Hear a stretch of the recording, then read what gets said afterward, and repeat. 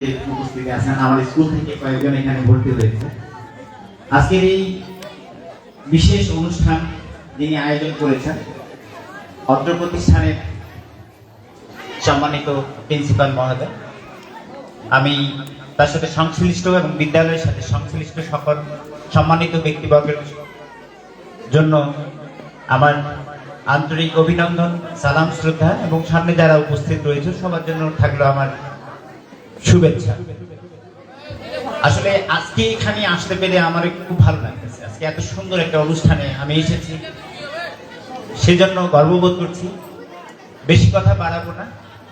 আমাদের সামনে এবং এই মঞ্চে অনেক অতিথি বসে রয়েছে, তাদেরও অনেক কথা বলার আছে, আমরা তাই শুনবো। আমি শুরু করছি। এখানে শুরুতেই যে শুভেচ্ছা বক্তব্য দিয়েছিলেন অত্র প্রতিষ্ঠানের প্রিন্সিপাল, তোমরা হয়তো মনোযোগ দিয়ে শুনেছো। আজকে তোমরা যারা এখানে সামনে বসে আছো সকলেই বাংলাদেশের নাগরিক। পক্ষান্তরে আমরা কিন্তু হয়ে গেছি গ্লোবাল সিটিজেন, তার মানে গোটা পৃথিবীর নাগরিক। গোটা পৃথিবীর নাগরিক যেটা গ্লোবাল সিটিজেন, ঠিক সেইটার সম্পর্কে আমি একটু অ্যাড করতে চাই। গ্লোবাল সিটিজেনটা কি? আজকে তোমার আমার ভাই পড়শি অনেকেই কিন্তু সিঙ্গাপুরে আছে, অনেকে কাতারে আছে, বিভিন্ন জায়গায় আছে। আমরা সেকেন্ডের মধ্যে কিন্তু আমরা মোবাইলের মাধ্যমে তার সাথে কথা বলতে পারছি। এই যে মোবাইলের মাধ্যমে কথা বলতে পারছি, এটা কিন্তু কিছুকাল পূর্বে সেটা সম্ভব ছিল না। যখন সম্ভব ছিল না তখন ছিলাম আমরা বাংলাদেশের নাগরিক, আর এখন কিন্তু আমরা গ্লোবাল সিটিজেন হয়ে সারা বিশ্বের সাথে প্রত্যেকটা সেকেন্ডেই যোগাযোগ করা আমাদের পক্ষে সম্ভব হচ্ছে। তো আজকের এই বিদায় অনুষ্ঠানে যদি দুটি কথা বলতেই হয়, তাহলে যারা বিদায়ী তাদের জন্যই দুটি কথা বলতে হবে। আমি তাদের মনোযোগ এবং দৃষ্টি আকর্ষণ করছি। তোমাদের চেষ্টা করতে হবে মানুষ হওয়ার জন্য। আরেকজন বক্তা এখানে বলে গেলেন যে আমাদেরকে অ্যাকচুয়ালি আমরা বড় কোনো কিছু শিখবো, পড়াশোনা শিখে বড় চেয়ারে আসীন হব, সেই ধরনের প্রত্যাশা যেমন গার্ডিয়ানরা করবে না, তোমরাও করবে না। তোমরা চেষ্টা করো মানুষ হওয়ার জন্য। তোমাদের কাছ থেকে যেন কোনোভাবেই কেউ কোনো ধরনের কষ্ট না পায়, ঠিক সেই ধরনের মানুষ তোমাদের হতে হবে। তোমরা একবার ভেবে দেখো, একই দিন, একদিনে 24 ঘন্টা, এই 24 ঘন্টার মধ্যেই কেউ বেতন পান প্রতি মাসে 2 লক্ষ টাকা, 5 লক্ষ টাকা, আবার কেউ ইনকাম করেন মাত্র 15,000 টাকা, 10,000 টাকা। তাহলে যারা 10,000 টাকা ইনকাম করেন তাদের জন্য কি দিনটা 50 ঘন্টা? তাদের জন্য কি দিনটা 10 ঘন্টা? আর যারা 5 লক্ষ টাকা ইনকাম করে তাদের জন্য কি দিনটা 50 ঘন্টা? আসলে দিন কিন্তু 24 ঘন্টাই। তোমরা যদি তোমাদের সময়টার মূল্য দিতে পারো, তাহলেই কিন্তু তোমরা তোমাদের মতো, তোমাদের চাহিদা মতো মানুষের রূপান্তর হতে পারবে। তোমাদের চেষ্টা করতে হবে। সক্রেটিসকে একটা স্টুডেন্ট গিয়ে বলেছিল, স্যার আমি তো পাস করতে পারতেছি না। তো সক্রেটিস বললেন, তুমি একটু চেষ্টা করে দেখো। তো পরের বছর আবার ওই ছেলেটি সক্রেটিসের কাছে গিয়ে বললেন, স্যার আমি তো এবারও ফেল করছি, আমি তো চেষ্টা করছি। তা বলছে যে তুমি আরেকটু চেষ্টা করো। পরের বছর গিয়ে আবার সক্রেটিসের কাছে ওই ছেলেটি গিয়ে বলছে, স্যার আমি আবার ফেল করছি। তা বলছে তুমি চেষ্টা করোনি। এবার কি করলেন সক্রেটিস? বই থেকে মাথা তুলে ওই ছেলেটাকে হাত ধরে নিয়ে গেলেন পুকুরের কাছে। পুকুরে একদম পুকুরের মাঝখানে নিয়ে গিয়ে ছেলেটার মাথাটা পানির নিচে চেপে ধরলেন। তো ছেলেটা বলছে, স্যার যেহেতু আমার মাথা পানির নিচে রাখছে, নিশ্চয়ই আমাকে তো মারার জন্য রাখে নাই, কিছুক্ষণ পর আমাকে তুলবেন। এখন 10 সেকেন্ড যায়, 20 সেকেন্ড যায়, 30 সেকেন্ড, কতক্ষণ পানির নিচে থাকা যায়? ছেলেটা খুব উঠার জন্য চেষ্টা করছে। সক্রেটিস কিন্তু মাথা পানির নিচে চিপেই ধরে আছে। খুব প্রচেষ্টার পর শেষের দিকে আর যখন পানির নিচে থাকলে কি দরকার হয় আমাদের বলো তো? অক্সিজেন দরকার হয়। অক্সিজেন ছাড়া আমরা 1 সেকেন্ডও থাকতে পারি না। তখন সক্রেটিস তাকে সেখান থেকে উঠাবেন না, কিন্তু ছেলের সর্বশেষ মুহূর্তে আর কি দরকার হচ্ছে? অক্সিজেন দরকার হচ্ছে বাঁচার জন্য। সেই ছেলেটা প্রচন্ড রকম ধাক্কা দিয়ে প্রায় যান বাঁচানোর জন্য যে ধরনের প্রচেষ্টা, সেই প্রচেষ্টা থেকে সেখান থেকে উঠে ডাঙ্গায় আসলেন। এসে বলতেছে, স্যার আপনি সত্যি আমাকে মারার জন্য এই পুকুরে নামাইছেন? আমি আসছিলাম আপনার কাছে পরামর্শ নিতে, আর আপনি আমাকে মারার জন্য পানির নিচে ধরে রাখলেন এতক্ষণ, আমি তো স্যার মরে যাইতাম। সক্রেটিস বললেন, পানির নিচে থাকার সময় তোমার সবচেয়ে বেশি প্রয়োজন কি ছিল? তো বললো, স্যার আমার অক্সিজেন দরকার ছিল, নাহলে তাই মরে যেতাম। তো তুমি অক্সিজেন পাওয়ার জন্য কি চেষ্টা করেছিলে? কতটুকু চেষ্টা করেছিলে? তোমার সর্বশক্তি দিয়ে চেষ্টা করেছিলে না? স্যার হ্যাঁ তাই করেছি। আচ্ছা ঠিক আছে, তুমি এইরকম চেষ্টা করো, তাহলে তুমি পাস করতে পারবে। পরের বছর ছেলেটি এসে সক্রেটিসকে বললেন, স্যার আমি সত্যি পাস করেছি। এই গল্প থেকে আমি তোমাদেরকে যেটা জানাতে চাই, time is money, time is always money. সময়ই হলো টাকা। তোমরা যে টাকার জন্য, যে সম্মানের জন্য, যে প্রতিপত্তির জন্য, যে সঙ্গের জন্য, যেটার জন্যই এই বিদ্যালয়ে পড়াশোনা করছো, সেটার সবচেয়ে মূলধন হলো সময়। এখানকার শিক্ষকরা, প্রত্যেকটা শিক্ষক, রুশো বলেছিলেন যে শিক্ষক শেখাতে পারেন না, শিক্ষক সাহায্য করেন মাত্র। আমি যদি তোমাদেরকে পড়াতে থাকি আর তোমরা সেই পড়া যদি আত্মস্থ না করো, তোমাদের আগ্রহ না থাকে, তাহলে কিন্তু কোনো কিছুই সম্ভব না। অতএব তোমাদের চেষ্টা করতে হবে। গ্লোবাল নাগরিক হতে গেলে বাংলাদেশের উপরে, বাংলাদেশের সরকারের উপরে, বাবা মায়ের উপরে যদি তোমরা সবসময় প্রেশার ক্রিয়েট করে সেখান থেকে কোনো কিছু চাও, সেটা সম্ভব হবে না। গ্লোবাল সিটিজেন হতে গেলে তুমি ঘরে বসেই সারা বিশ্ব থেকে টাকা ইনকাম করবে, এটাই হলো আসল কথা, এটাই হলো মূল কথা। সেটার জন্য তোমাদের প্রচেষ্টা করতে হবে, সেটার জন্য তোমাকে চেষ্টা করতে হবে। কেমন চেষ্টা করতে হবে সেটা আমি তোমাদেরকে আগেই বলেছি। সর্বশেষ আর একটা ছোট্ট গল্প বলে আমি শেষ করব। যারা পরীক্ষার্থী, আজকের থেকে পরীক্ষা শেষ করার পরে তোমরা রেজাল্ট নিয়ে হয়তো বিভিন্ন জায়গায় পাড়ি দিবে। কেউ বাড়ির পাশে কলেজে ভর্তি হবে, কেউ বাংলাদেশের বিভিন্ন প্রান্তে, ঢাকা, দিনাজপুর, রংপুর, বগুড়া, এই ধরনের কলেজে ভর্তি হওয়ার চেষ্টা করবে। তাহলে তোমাদের সেখানে কিন্তু একা থাকতে হবে। বাবা মায়ের সঙ্গ ছেড়ে, ভাই বোনের সঙ্গ ছেড়ে, বন্ধু বান্ধবের সঙ্গ ছেড়ে একা নতুন একটা পরিবেশে গিয়ে তোমাদেরকে অ্যাডাপ্ট করতে হবে। সেইখানে গিয়ে যদি তুমি অ্যাবজর্ব করতে না পারো, তাহলে সবকিছু বৃথা হয়ে যাবে। বাবা মা যে অর্থ তোমাদেরকে প্রোভাইড করে, সেটার একটা কিন্তু ভালো ব্যবহার করতে হবে, গুড ইউজ করতে হবে। মানুষ চিনতে হবে, তার হলো প্রথম কথা। মানুষ চিনতে পারে না যারা, তাদের জীবনের পরবর্তী সময়টা কিন্তু হয়ে যায় একটু কঠিন।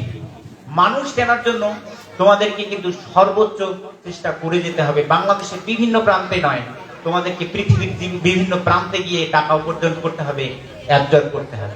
গল্পটা এরকম, রাজার কাছে এক লোক এসে বলছিল যে, হুজুর সারা দেশে আমি খুঁজে বেড়াচ্ছি, আমার ইনকাম হচ্ছে না, আমাকে কেউ খেতেও দেয় না, আমি কোনো কাজও করতে পারি না।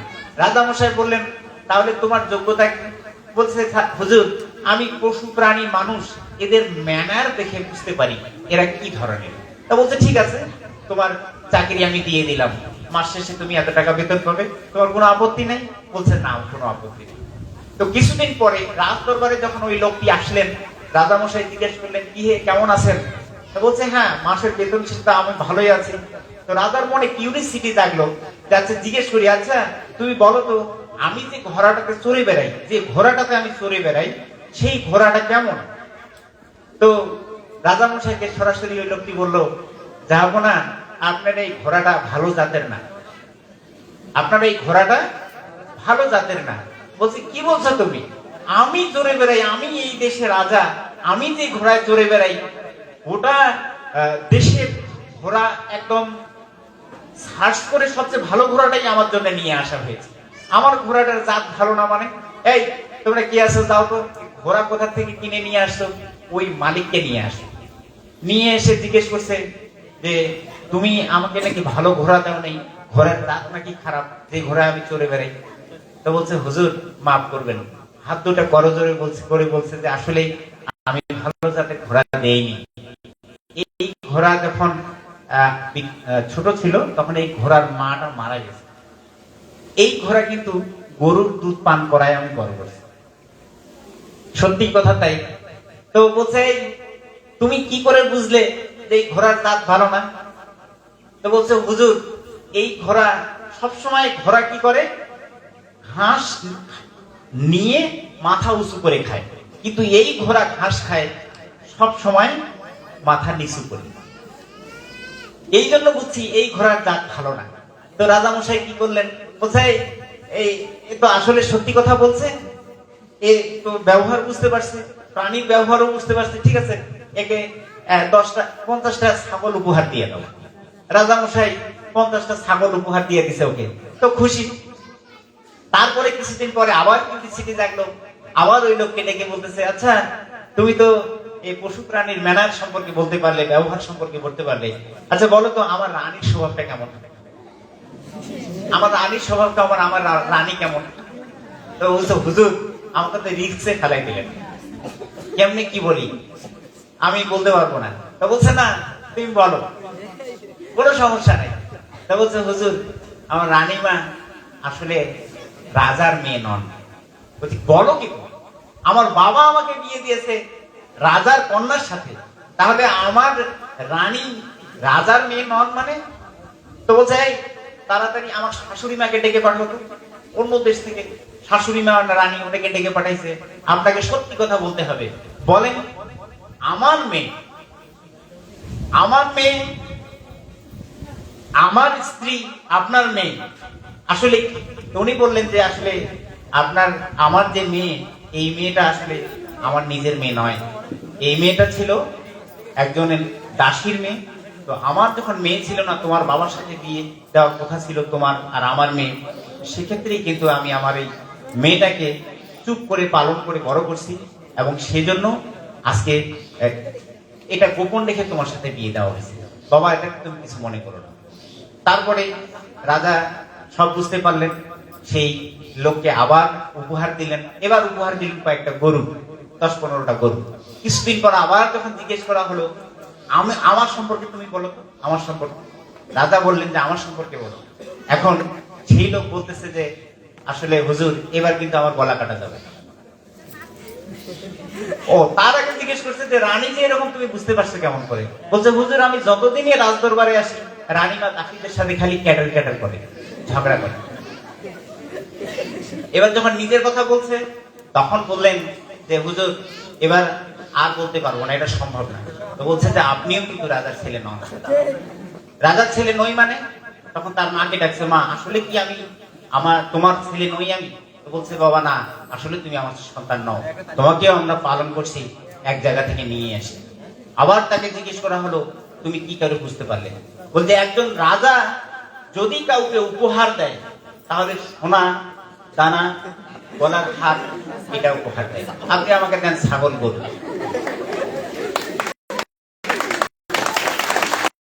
তো এখানে যারা মেয়েরা আছো, ছেলেরা যারা তোমরা শিক্ষার্থীরা আছো, পরীক্ষা দিবে, বিভিন্ন জায়গায় যাবে, আমি তোমাদেরকে বলবো তোমাদের সঙ্গী যারা সঙ্গী থাকবে তাদেরকে ভালোভাবে বোঝার চেষ্টা করবে। সম্মানিত উপস্থিতি, এখানে যারা মঞ্চে উপবিষ্ট এবং সামনে যারা রয়েছে, সবার প্রতি রইল আবারও আমার সালাম, আদাব, এবং ইউআইটি এর সাথে জড়িত সকল শিক্ষক কর্মচারী এবং এর সাথে সম্পৃক্ত সকলকে আমি আন্তরিক শুভেচ্ছা জানাচ্ছি। ইউআইটির উত্তরোত্তর সমৃদ্ধি কামনা করে শেষ করছি। আসসালামু আলাইকুম, নমস্কার। ধন্যবাদ। অত্র অনুষ্ঠানের বিশেষ অতিথি জনাব মোহাম্মদ সাজ্জাদুল করিম, প্রধান শিক্ষক ছিলেন দক্ষিণ মধ্য সাঁতরা সরকারি প্রাথমিক বিদ্যালয়। ছাড়া আমাদের মাঝে খুবই মূল্যবান বক্তব্য রাখলেন এবং আমরা শুনে সকলেই মুগ্ধ হয়েছি, তাই তো? তার জন্য আরো একটা তালি হোক। ধন্যবাদ। এ পর্যায়ে আমাদের মাঝে বক্তব্য রাখবেন অত্র অনুষ্ঠানের বিশেষ অতিথি জনাব মোহাম্মদ গোলাম মোস্তফা স্যার, প্রধান শিক্ষক সমানগঞ্জ সরকারি প্রাথমিক বিদ্যালয়।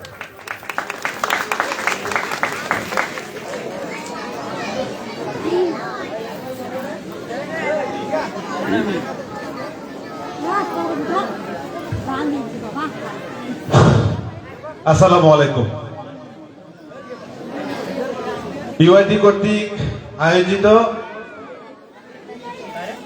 এসএসসি পরীক্ষার্থীদের বিদায় অনুষ্ঠান এবং রবীন্দ্র বরণ অনুষ্ঠানের সম্মানিত সভাপতি, প্রধান অতিথি, বিশেষ অতিথি এবং আমন্ত্রিত অতিথি সবার প্রতি আমার সালাম, আসসালামু আলাইকুম। এবং মঞ্চে উপবিষ্ট ইউআইটির সকল শিক্ষার্থী এবং সকল অভিভাবক বৃন্দ যারা দূর দূরান্ত থেকে এসেছেন, সবার প্রতি আমার সালাম, আসসালামু আলাইকুম।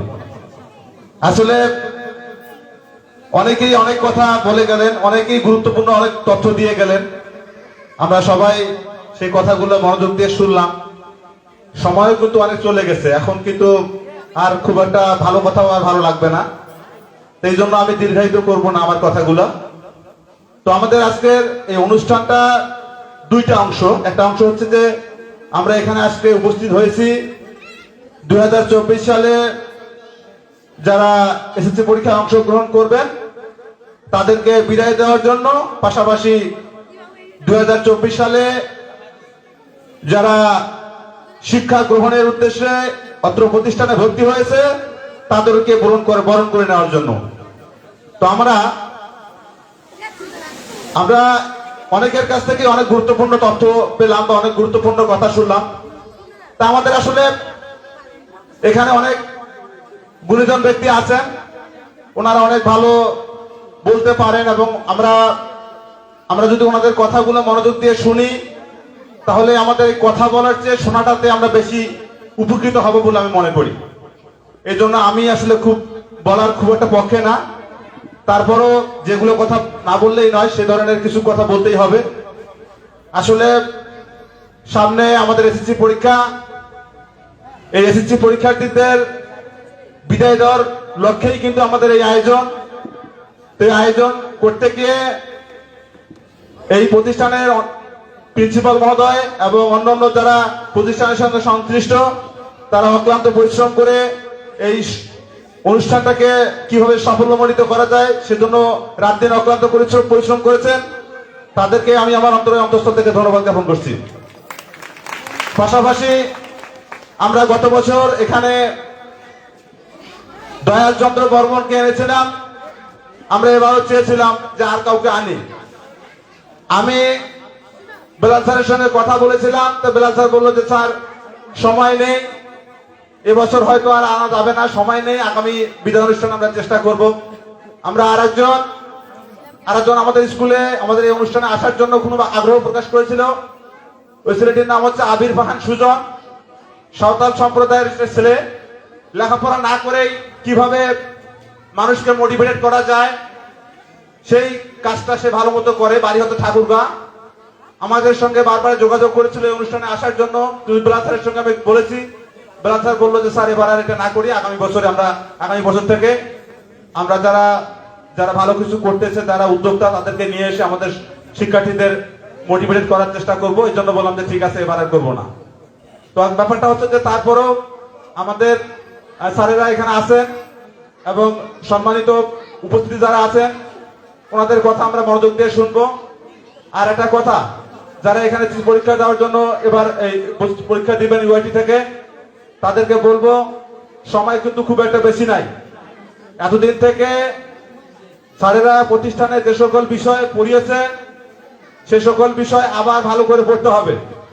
কারণ আমরা যদি একটা বিষয় বারবার না পড়ি তাহলে কিন্তু ওই বিষয়টা আমরা দক্ষ হতে পারবো না। তাহলে স্যারেরা 2 বছর থেকে যে সকল বিষয় পড়িয়েছে, যে বিষয়গুলো উপস্থাপন করেছে ক্লাসে, সেই বিষয়গুলো আমরা বারবার বাড়িতে গিয়ে পড়বো এবং পরীক্ষার যে কয়েকটা দিন সময় আছে সে কয়েকটা দিন আমরা বারবার ওই একই জিনিসগুলো পড়বো। কারণ আমরা যদি বারবার একটা বিষয় না পড়ি, বারবার যদি না পড়ি তাহলে ওই জিনিসটাতে কিন্তু আমরা দক্ষ হতে পারবো না। বারবার পড়ার মাধ্যমেই কিন্তু ওই জিনিসটাতে আমরা দক্ষ হবো। এই জন্য সামনের যে কয়েকটা দিন আছে সে কয়েকটা দিন আমরা যেন কাজে লাগাই। বাড়িতে বসে আমাদের স্যারেরা যে দিক নির্দেশনা দিয়েছেন, যে বিষয়গুলো পড়িয়েছেন সেগুলো আমরা ভালো করে পড়ি। আমরা যদি সেটা করতে পারি তাহলে আমাদের পরীক্ষা অনেক ভালো হবে ইনশাল্লাহ। পাশাপাশি আরেকটা বিষয়, একজন বলে গেলেন যে আমরা যখন পরীক্ষা দেই তখন আমরা একই সঙ্গে 5 বছর 10 বছর একসঙ্গেই পড়ি, কিন্তু পরীক্ষার হলে গিয়ে আমরা একজন সহপাঠী কিংবা একজন ক্লাসমেটের সঙ্গে কি ধরনের আচরণ করতে হয় সেটা আমরা ভুলে যাই। এর কারণটা হচ্ছে আসলে আমরা পরীক্ষার খাতায় যখন লিখবো সেই পরীক্ষার নম্বরটা কিন্তু কোনো না কোনো ছাড় দেবেন।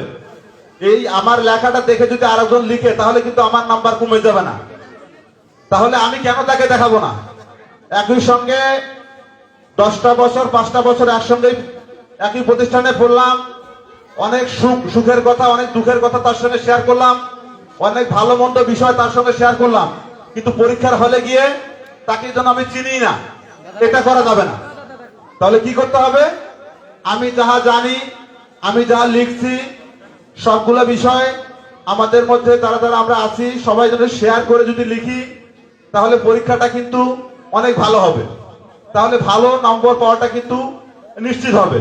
কিন্তু আমরা সেটা না করে আমরা নিজে নিজে যতটুকু পারি, ভুল পারি সঠিক পারি, আমি আমারটা নিয়েই ব্যস্ত, আমি অন্যকে সহায়তা করতেছি না, আমার বন্ধুকে সহায়তা করতেছি না, আমার বান্ধবীকে সহায়তা করতেছি না, এটা কিন্তু ভালো রেজাল্টের অন্তরায়, এটা করা যাবে না। পরীক্ষা হলে গিয়ে আমরা যারা ইউআইটি থেকে লেখাপড়া করে এতদিন থেকে পড়লাম একসঙ্গে, তাদের সঙ্গে সলা পরামর্শ করে যেটা ভালো হয় এবং সবাই দেখা দেখি করে লিখবো। কারণ তুমি এ প্লাস পেলেও তোমার লেখাটার কারণে তুমি পাবা, তোমাকে দেখে যদি আরেকজন এ প্লাস পায় তাতেও তোমার কোনো নম্বরের ঘাটতি হবে না। তাহলে আমরা কেন এই হিংসাত্মক মনোভাব পোষণ করব? এটা করা যাবে না। আমরা যদি সবাই মিলেমিশে দেখাশোনা করে যদি আমরা সবাই মিলেমিশে লিখি, তাহলে আমাদের রেজাল্ট ভালো হবে। আমাদের রেজাল্ট ভালো হলে আমার বাবা মা খুশি হবে, আমার রেজাল্ট ভালো হলে আমার স্যারেরা আমার খুশি হবে, আমার রেজাল্ট ভালো হলে আমি ভালো জায়গায় ভর্তি হতে পারবো, আমার রেজাল্ট ভালো হলে প্রতিষ্ঠানটার নাম বাড়বে। তাহলে আমি 5 বছর 10 বছর একটা প্রতিষ্ঠানে পড়লাম, এই প্রতিষ্ঠানটার সঙ্গে যারা জড়িত তাদের জন্য আমি কিছু করলাম না, এটা কিন্তু ভালো কাজ না। তাহলে কি করতে হবে? আমার ভালো রেজাল্টটা আমার জন্য যেমন দরকারি, আমার স্যারের জন্য দরকারি, আমার বাবা মার জন্য দরকারি, আমার প্রতিবেশীর জন্য দরকারি, আমার এলাকার জন্য দরকারি। সর্বোপরি আমরা চেষ্টা করব সবাই মিলেমিশে লিখে যাতে সর্বোচ্চ নম্বর পাওয়া যায় এবং সর্বোচ্চ সংখ্যক এ প্লাস ইউআইটি থেকে পাওয়া যায়, সেই জন্য সবাই চেষ্টা করব। আর একটা কথা আমি বলবো, আমাদেরকে ভালো হতে গেলে আমাদের যে জিনিসটা করতে হবে সেটা হচ্ছে মনোযোগী হওয়া, মনোযোগ দিয়ে পড়ালেখা করতে হবে। আমরা কিন্তু অনেকেই আছি যে আসলে পড়াশোনার প্রতি ততটা মনোযোগী না। আমার কথা হচ্ছে যে বারবারে আমি একটা কথাই বলবো যে পড়তে হবে, যে যত বেশি পড়ে তার জ্ঞান দিন দিন ততই বৃদ্ধি পায়। এই জন্য যত বেশি পড়বো আমার জ্ঞান ততই বৃদ্ধি পাবে এবং আমি নিজেকে আরো বড় জায়গায় এবং ভালো জায়গায় নিজেকে নিয়ে যেতে পারবো। ওই জন্য আমি বড় আশা করি, উচ্চ স্বপ্ন দেখি, ভালো কিছু করবো, এসব কিছু ভাবি, কিন্তু পড়াশোনায় আমার মন বসে না, এটা কিন্তু হবে না। তা আমি বারবার তোমাদেরকে উপদেশ দেব, যতটুকু সময় তোমাদের আছে এইটুকু সময় বাদেও এসএসসি পাস করার পরে তোমরা হয়তো অনেকে অনেক বড় বড় প্রতিষ্ঠানে লেখাপড়া করবে। সে প্রতিষ্ঠানে যাওয়ার পরে একটা কথা বারবার মনে রাখতে হবে, আমি যদি ভালো করে না পড়ি তাহলে কিন্তু আমি আমার কাঙ্ক্ষিত লক্ষ্যে পৌঁছতে পারবো না। অতএব আমার কথা হচ্ছে যে পড়াশোনায় মনোযোগী হও, নিজেকে স্বপ্ন দেখো, নিজেকে কোন জায়গায় দেখতে চাও এবং সে জায়গায় যাইতে গেলে তোমাকে কি করতে হবে, সেই জিনিস করতে গিয়ে তোমার কি সমস্যা, সেই সমস্যাগুলো সমাধান করার জন্য তুমি কার কাছ থেকে সহায়তা পেতে পারো এবং নিজে কিভাবে সেই সমস্যার সমাধান করে তোমার সেই স্বপ্নের জায়গায়, তোমার সেই কাঙ্ক্ষিত লক্ষ্যে তুমি যেতে পারবা। সেজন্য তুমি তোমার সকল প্রকার শক্তি ইচ্ছা সবকিছু প্রয়োগ করে তোমাকে সেখানে যাওয়ার চেষ্টা করতে হবে। তো আমি বেশি কথা বলবো না, সবাই ভালো থাকবো এবং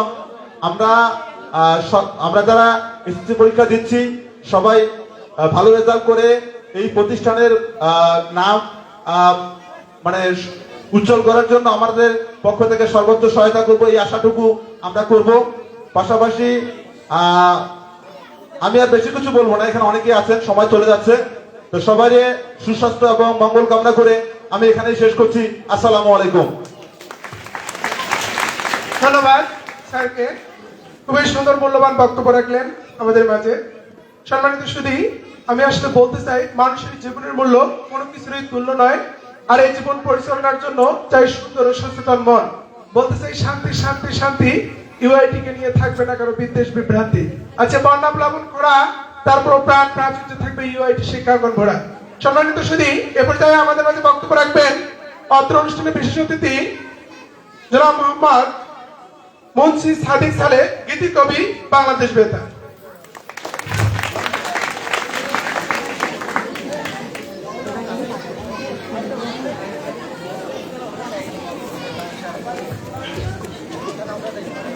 ইউআইটি 2024 সালের এসএসসি শিক্ষার্থীদের বিদায় এবং নতুন শিক্ষার্থীদের বরণ অনুষ্ঠানের সম্মানিত সভাপতি, আমার পরম শ্রদ্ধাভাজন ব্যক্তিত্ব শিক্ষানুরাগী জনাব ওয়াহিদুর রহমান, অনুষ্ঠানে উপস্থিত আজকের অনুষ্ঠানের মাননীয় প্রধান অতিথি আমার পিতা কথা সাহিত্যিক সাদেকুল ইসলাম, উপস্থিত রয়েছেন আজকের অনুষ্ঠানের প্রধান বক্তা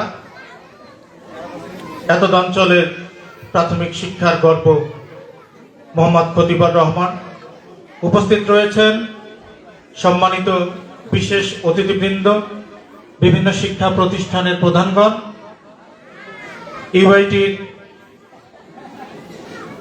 পরিচালক মহোদয়গণ, প্রিন্সিপাল মহোদয় এবং অভিভাবক সহ ছাত্রছাত্রী সকলকে আমার সালাম জানাচ্ছি।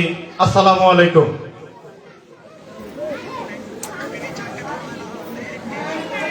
গোলাম মোস্তফা স্যারের কথা দিয়ে শুরু করছি। তিনি বলেছেন যে আমরা বন্ধু হয়ে বন্ধুত্বকে ভুলে যাই পরীক্ষার হলে গিয়ে। আমার জীবনে একটা গল্প বলি। ইন্টারমিডিয়েট এইচএসসি যখন আমি পড়ি, জনতা কলেজ থেকে যখন পরীক্ষা দিই, গল্পটা মনোযোগ দিয়ে শুনবা। এখানে আমার প্রাণপ্রিয় বন্ধু, আমার ক্লাসমেট মনোয়ার আছে। একই সাথে আমরা পরীক্ষা দিয়েছিলাম। গোলাম মোস্তফা স্যার তিনি নীলফামারী কলেজ থেকে পরীক্ষা দিয়েছিলেন। তো আমার বাড়ি হচ্ছে শোভানগঞ্জ বালাপাড়া, আমাদের পরীক্ষার কেন্দ্র ছিল ডিবলা। আর সেই সময়কার জনতা কলেজের অন্যতম গভর্নিং বডির কর্ণধার। তো বাড়ি থেকে আমার একটা সাইকেল আছে, সেই সাইকেলে চড়ে গিয়ে পরীক্ষা দিতে যাব। আমার এক বন্ধু, তার নাম বলছি না, তার যে না, তার সাথে গিয়ে তার সাথে থেকে আমাকে পরীক্ষা দিতে হবে। আমার কোনো খরচ লাগবে না, সে আমাকে খাওয়াবে, সে আমাকে রাখবে, বাসা ভাড়া দিবে, আমি তার সাথে থেকে পরীক্ষা দিব। কারণ কি? কারণ তার রোল আর আমার রোল একসাথে। এখন স্বার্থ ছাড়া পৃথিবীর কেউ ভালোবাসে না, তাই না? তো যাই হোক, বন্ধুত্বের খাতিরে গেলাম, একসাথে পরীক্ষা দিলাম। মনোর বাংলা ছিল বোধহয় প্রথমে, তারপরে বোধহয় ইংরেজি। হ্যাঁ, আগে বাংলা পরীক্ষা ছিল, বাংলা পরীক্ষা দিলাম। আমি যা লিখলাম সে ফটোকপি করলো। ইংরেজি পরীক্ষা দিলাম, ফটোকপি করলো। তো এখন একটা সাবজেক্ট আমি কিন্তু পড়াশোনা করতাম না ওভাবে, কিন্তু স্যার যখন ক্লাস পড়াতেন এটা আমি খুব মনোযোগ দিয়ে খুব এনজয় করতাম। আমার কলেজ লাইফের যতগুলো শিক্ষক আমি পেয়েছি, আমার সেরা শিক্ষক আমি মনে করি তাকে, যুক্তিবিদ্যার আনোয়ারুল হক স্যারকে। ছোট্ট মানুষ, এত চমৎকার ভাবে ক্লাস উপস্থাপন করেন, মুগ্ধ হয়ে যেত। তো এইটা বিষয় আমার পড়াশোনাটা খুব একটা ভালো ছিল না। আর আমার ওই বন্ধু কিন্তু এই সাবজেক্টে খুবই দক্ষ, সবচেয়ে ভালো সে এই ক্লাসটা করে এবং তার পড়াশোনা খুবই ভালো। তো ইংরেজি পরীক্ষার শেষে আমি তাকে বললাম, দোস্ত সামনে তো যুক্তিবিদ্যা পরীক্ষা, আমাকে একটু দেখাস তুই। তো বললো ঠিক আছে, এটা কোনো ব্যাপার হইলো? তা কেন যেন আমার মনে হলো যে জীবনে কখনো কারো দেখে লিখি নাই, কারো সাহায্য সহযোগিতা নেই, আর না 2টা দিন পড়ি, গ্যাপ আছে, পড়ি। পড়াশোনা করে গিয়ে পরীক্ষার হলে বসলাম। তখন ইন্টারমিডিয়েটে 10টা প্রশ্ন পড়লেই কমন পাওয়া যেত 5টা। স্যার এমন ভাবে ইয়ে করে দিতে। হলে গেলাম, লেখা শুরু করছি। তো আমি তাকে বললাম একটু দেখা না, সে একটু সরে বসে। তারপর বললাম যে আরে একটু পরে আবার লিখতে লিখতে বললাম যে আর একটু দেখা। দেখি যে এবার একটু সরে বসে, আমার সময় নেই, এই তাড়াতাড়ি একটু সময় নেই। বললাম আসলে তো তাই। যাক, পরীক্ষা দিলাম, অনেক গল্প। তারপরে ওই দিনে আমি গাড়ি বস্কা যা আছে সব বান্ধিয়া বাড়ি, যেই বন্ধুর সাথে আর থাকা যাবে না। তারপরে বাইসাইকেলে গিয়ে পরীক্ষা দেওয়া। তারপর পরীক্ষা রেজাল্ট যেদিন হলো, যেদিন রেজাল্ট হলো সেদিন ওই বন্ধু শুধু আমাকে মারে নাই, খালি এইটা বাকি রেখেছে, বাকি সব অপমান শেষ করছে। কেন? আমি তাকে ভুল দেখাইছি, আমি সঠিকটা লিখছি আর তাকে ভুলটা দেখাইছি। আচ্ছা বলেন তো, ভুল কি দেখানো যায়? পরীক্ষার খাতা ছেড়ে দিলাম, এখানে ভুল দেখানো কোনো অপশন আছে? নাই। এখন সে ফেল করছে, কারণ জনতা কলেজ থেকে 2003 সালের এইচএসসি যে ব্যাচটা ছিল, সেখানে এই যে ক্রিয়েটিভ ইংলিশ, সেটা আমাদের এসএসসি তে শুরু হয়েছে, এইচএসসি তে আমরা গিয়ে পেয়েছি। এবং যা হোক, আমাদের সেই সময় ভালো কোনো শিক্ষকও ছিল না, পার্মানেন্ট কোনো শিক্ষক ছিল না, যারা প্রাইভেট পড়তো ইত্যাদি। তো আমি টেস্ট পরীক্ষা পেয়েছিলাম মাত্র 33 মার্কস। কত? 33। আমার বন্ধু বান্ধব যারা প্রাইভেট পড়তো, এরা 85, 80, 90 পর্যন্ত তারা পেয়েছে সবাই। যখন রেজাল্ট হলো, সায়েন্স, আর্টস, কমার্স 3 গ্রুপে আছে জনতা কলেজে। আর্টস গ্রুপে সর্বোচ্চ সংখ্যক শিক্ষার্থী, এবং এই আর্টস থেকে একমাত্র পাশ করেছি আমি। আমার যত বন্ধু বান্ধব আছে আর্টস থেকে সবাই ফেল। এখন ওই বন্ধু হচ্ছে, তুমি আমাকে ভুল দেখাইছো, যার জন্য আমি ফেল করছি। আমি বললাম যে দোস্ত, আমার মনে হয় না যে আমি তোমাকে ভুল দেখাইছি, তো যা হোক মার্কশিট এলেই বোঝা যাবে যে ঘটনাটা কি। আমার বন্ধু কোন সাবজেক্টে ফেল করেছে জানো? যুক্তিবিদ্যা।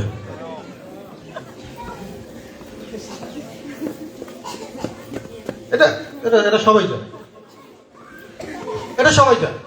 তো এখান থেকে কি জানলাম আমরা?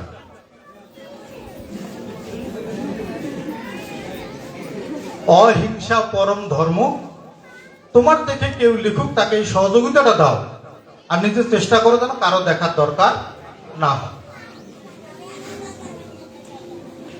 তোমরা বিদায় নিচ্ছ, এরপর এক জায়গা থেকে আরেক জায়গায় তোমরা কি চলে যাবে। এটা হচ্ছে স্কুল পর্যায়ে, এরপরে যাবে কলেজ পর্যায়ে। তাহলে একটা গল্প শোনাই, আরেকটা গল্প। গল্পটা হচ্ছে এরকম: এক খেয়ালি রাজ্য ছিল, সেই রাজ্যে জনগণগুলো ছিল খেয়ালি, ছোট্ট একটা রাজ্য। তো তাদের শখ, তারা নির্ধারণ করছে যে আমাদের রাজা হবে 1 বছরের জন্য। কতদিনের জন্য? কতদিন? 1 বছরের রাজা হবে। 1 বছর তার সকল আদেশ নির্দেশ সবাই মেনে চলবে, তার শাসন কার্যে সহযোগিতা করবে। বছর যখন শেষ হয়ে যাবে, এই রাজাকে নির্বাসন দিয়ে দেওয়া হবে। কি দেওয়া হবে? নির্বাসনের অর্থ বোঝো? দ্বীপের মধ্যে, একটা চরের দ্বীপের মধ্যে তাকে নির্বাসন দিয়ে দেওয়া হবে। সেখানে কোনো খাবার থাকবে না, কোনো সহযোগী থাকবে না, স্ত্রী, সন্তান, কন্যা কেউ থাকবে না।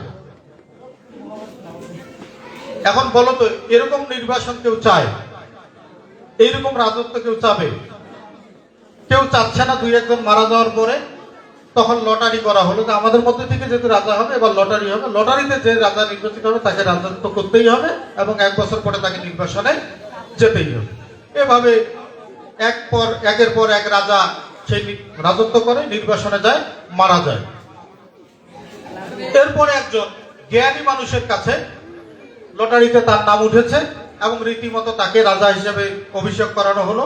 তার আদেশ নির্দেশ সবাই মানতে বাধ্য।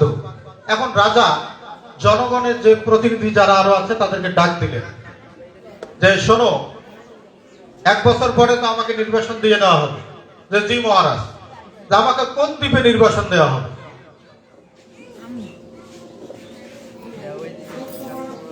যে আপনাকে ডিমপাড়া চরে নির্বাসন দেওয়া হবে।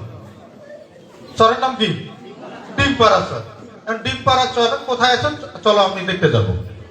রাজা কি করলেন? তার সেই জায়গাটা আগে কি করলেন? দেখে আসলেন। আসার পরে তিনি কি করলেন?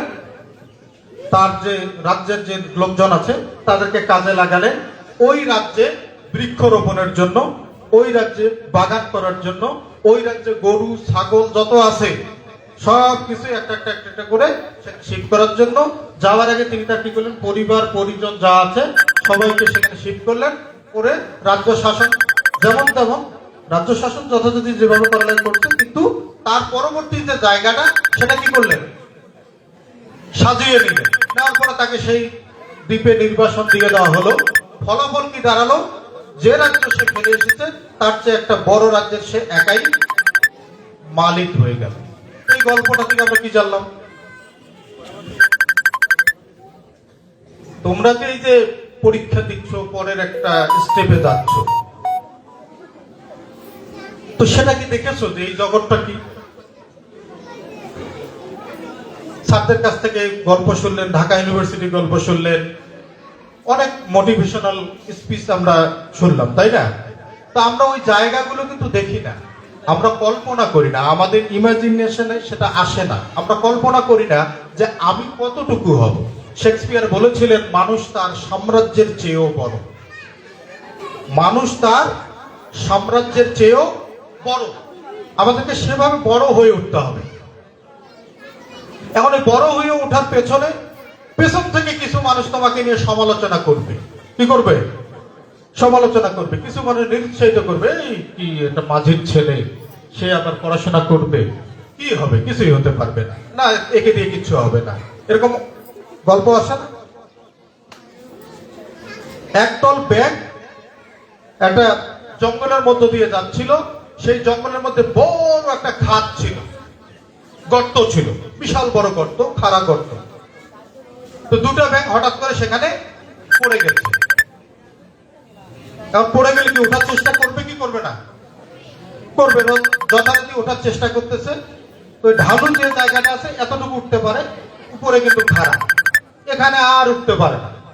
আবার ওই পিছলা খেয়ে আবার পড়ে যায়, আবার চেষ্টা করে, আবার পড়ে যায়। এখন উপরে যে ব্যাংক সঙ্গী সাথী যারা আছে এরা বলতেছে, রে বাবারে এরকম আর লাফালাফি করিস না, এর চেয়ে নিচে আরো যে গর্ত আছে সেইখানে গিয়ে পড়ে মরে যায়, এটা মৃত্যুটাকে সহজ করো, এত কষ্টের দরকার নাই। দুই ব্যাংকের এক ব্যাংক চিন্তা করলো, ঘটনা তো সত্য, বহুত চেষ্টা করলাম, কাজ তো হয় না। সে কি করলো, একেবারে উল্টা পাশে লাফ দিতে দিতে দিতে দিতে দিতে দিতে একেবারে তলের মধ্যে দিয়ে পড়ে গেল। মানে সে তাকে আত্মাহুতি দিল, সে মৃত্যুকে আলিঙ্গন করে নিল। উপরের লোকজনের কথাগুলো কি করলো? সমর্থন করলো। আরেকটা ব্যাংক কি করলো, ওই মানুষগুলো যতই চিৎকার করতেছে, নিষেধ করতেছে, সে চেষ্টা করতেছে, করতেছে। এক পর্যায়ে কি দেখা গেল, ওই যে পানিতে ডুবাই রাখছে, যেরকম গল্প শুনলেন না স্যারের কাছ থেকে, সেই রকম একটা সর্বশক্তি দিয়ে একটা ঝাড়া দিয়ে উপরের মধ্যে লাফ দিয়ে উঠে গেল। উঠে যাওয়ার পরে তার ওই ব্যাংক বন্ধুগুলোকে কি বলেছে জানেন? আপনাদের অসংখ্য ধন্যবাদ, আপনারা যদি আমাকে উৎসাহ না দিতেন তাহলে আমি কিন্তু উপরে উঠতে পারতাম না। সবাই অবাক, বলে কি রে? আমি তো কানে শুনতে পাই না, চোখে দেখতেছি, আমাকে উঠার জন্য আপনারা কত হাত দিয়ে ইয়ে করতেছেন, আমাকে উৎসাহিত করতেছেন আপনারা। তো মোরালিটিটা হচ্ছে যে আপনাদেরকে সমালোচনা মানুষ করবে, পেছন থেকে টেনে ধরবে। আপনারা যদি কান যদি না শুনেন তাদের এই নেগেটিভ কথাগুলো, নেগেটিভিটিটাকে যদি গ্রহণ না করেন, যদি সজোরে ঝাড়া দিয়ে যদি একটা চেষ্টা করেন, তাহলে অবশ্যই সকল প্রতিবন্ধকতাকে জয় করে তোমরা সামনের দিকে এগিয়ে যাবে, অগ্রসর হতে পারবে। তাহলে মাঝির ছেলে ব্যারিস্টার সিনেমার নাম এমনি হয়েছে কি? হয় নাই। তাহলে প্রত্যেকটা জিনিসের ক্ষেত্রে কারণ আছে এবং আমাদের চেষ্টাগুলো করতে হবে। আর আরেকটা বিষয়, অতিথি সিলেকশনের ক্ষেত্রে মাননীয় প্রিন্সিপাল মহোদয়ের কাছে একটু দৃষ্টি আকর্ষণ করব। আপনি যথাসম্ভব কম অতিথি আনবেন, এই 2-4 জন, যাতে ওই অতিথির ভিতরে সমস্ত কথা শোনা যায়। অতিথি যখন অনগ হয়, কেউই কথা বলে শান্তি পায় না, সবাই বলে যে যাও আর কি, পূর্ববর্তী বক্তা বলেছেন কিছু, সামনে কিছু বলবে, এই বলে আমার বক্তব্য শেষ করছে, তাই না? এরকম না, তাহলে কথা বলা হচ্ছে না। একজন স্পিকার, এখানে আসলে এই মঞ্চে যারা এসেছেন সবাই এক একজন লিজেন্ড। তো এই পেছনে যারা আছেন তারা কিন্তু সামনে যদি বসায় দেন তাও লিজেন্ড, আমাদের পেছনে যদি বসায় দেয় তাও তারা সামনে থেকে লিজেন্ড। সামনে আর পেছনে কোনো কিছু নেই, এজন্য অতিথি কমাবে। আরেকটা বিষয়, শিক্ষা প্রতিষ্ঠানের অতিথি কি হবে, এটা একটা চিন্তার বিষয়। ভালো লেগেছে মনোহর বলেছে যে এখানে ওই রাজনৈতিক নেতৃবৃন্দ এখানে বুলবুল বলেছেন না, রাজনৈতিক ব্যক্তিবর্গের এখানে কাজ নাই, ওনাদের আনার দরকার নেই। এটা আমি বলবো যে ওনাদের আনার দরকার নেই, এটাও সত্য। এটা ইনস্টিটিউশন পড়াশোনা করে কিভাবে দেশ গঠনে নিজেদেরকে কাজে লাগাবে। এই ক্ষেত্রে আমার সুপারিশটা হচ্ছে, শিক্ষা সংশ্লিষ্ট মানুষ যারা তৃণমূল পর্যায় থেকে পড়াশোনা করে প্রতিষ্ঠিত হয়েছে, এই ধরনের মোটিভেশনাল স্পিকার আপনারা নিয়ে আসবেন। পড়াশোনা না করা স্পিকারের আমি আবার একটু বিপক্ষে। কেন?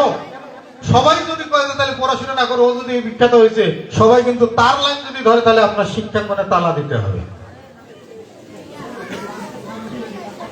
হ্যাঁ, ওনাদেরকে আনতে হবে, ওই ধরনের স্পিকারদের আনতে হবে। কোথায়? যখন আমি বিজনেস কোনো ইয়ে করব, বিজনেস রিলেটেড যখন আমি ইয়ে করব, তখন দেখা যাবে যে এখানে এই মাস্টারদের কাজ নাই, কারণ মাস্টাররা চিরদরিদ্র। মাস্টারদের যদি বিজনেসের সেমিনারে নিয়ে যাওয়া যায় তাহলে ওই বিজনেসের সেমিনার টোটালটা ধ্বংস হয়ে যাবে। এই জন্য অতিথি সিলেকশন কিন্তু একটা মারাত্মক বিষয়। তো আমি কথা আর বাড়াচ্ছি না। আমার 3টা মেয়ে আছে। কয়টা মেয়ে? কথা, ছড়া, লেখা, অনেকে হয়তো নাম তোমরা জানো, তাই না? তো আমার মেয়ের জন্য কিন্তু আমি চাকরি ঠিক করেছি। অভিভাবক বৃন্দ, আপনার সন্তানের জন্য কি চাকরি রেডি আছে? জানতে চাচ্ছি। আমার সন্তানের জন্য চাকরি ঠিক করেছি। কেন? ছোটখাটো একটা চাকরি হলো আমার সন্তান কিন্তু পাবে, আপনার সন্তান পাবে, নিশ্চয়তা কি আপনি তৈরি করেছেন?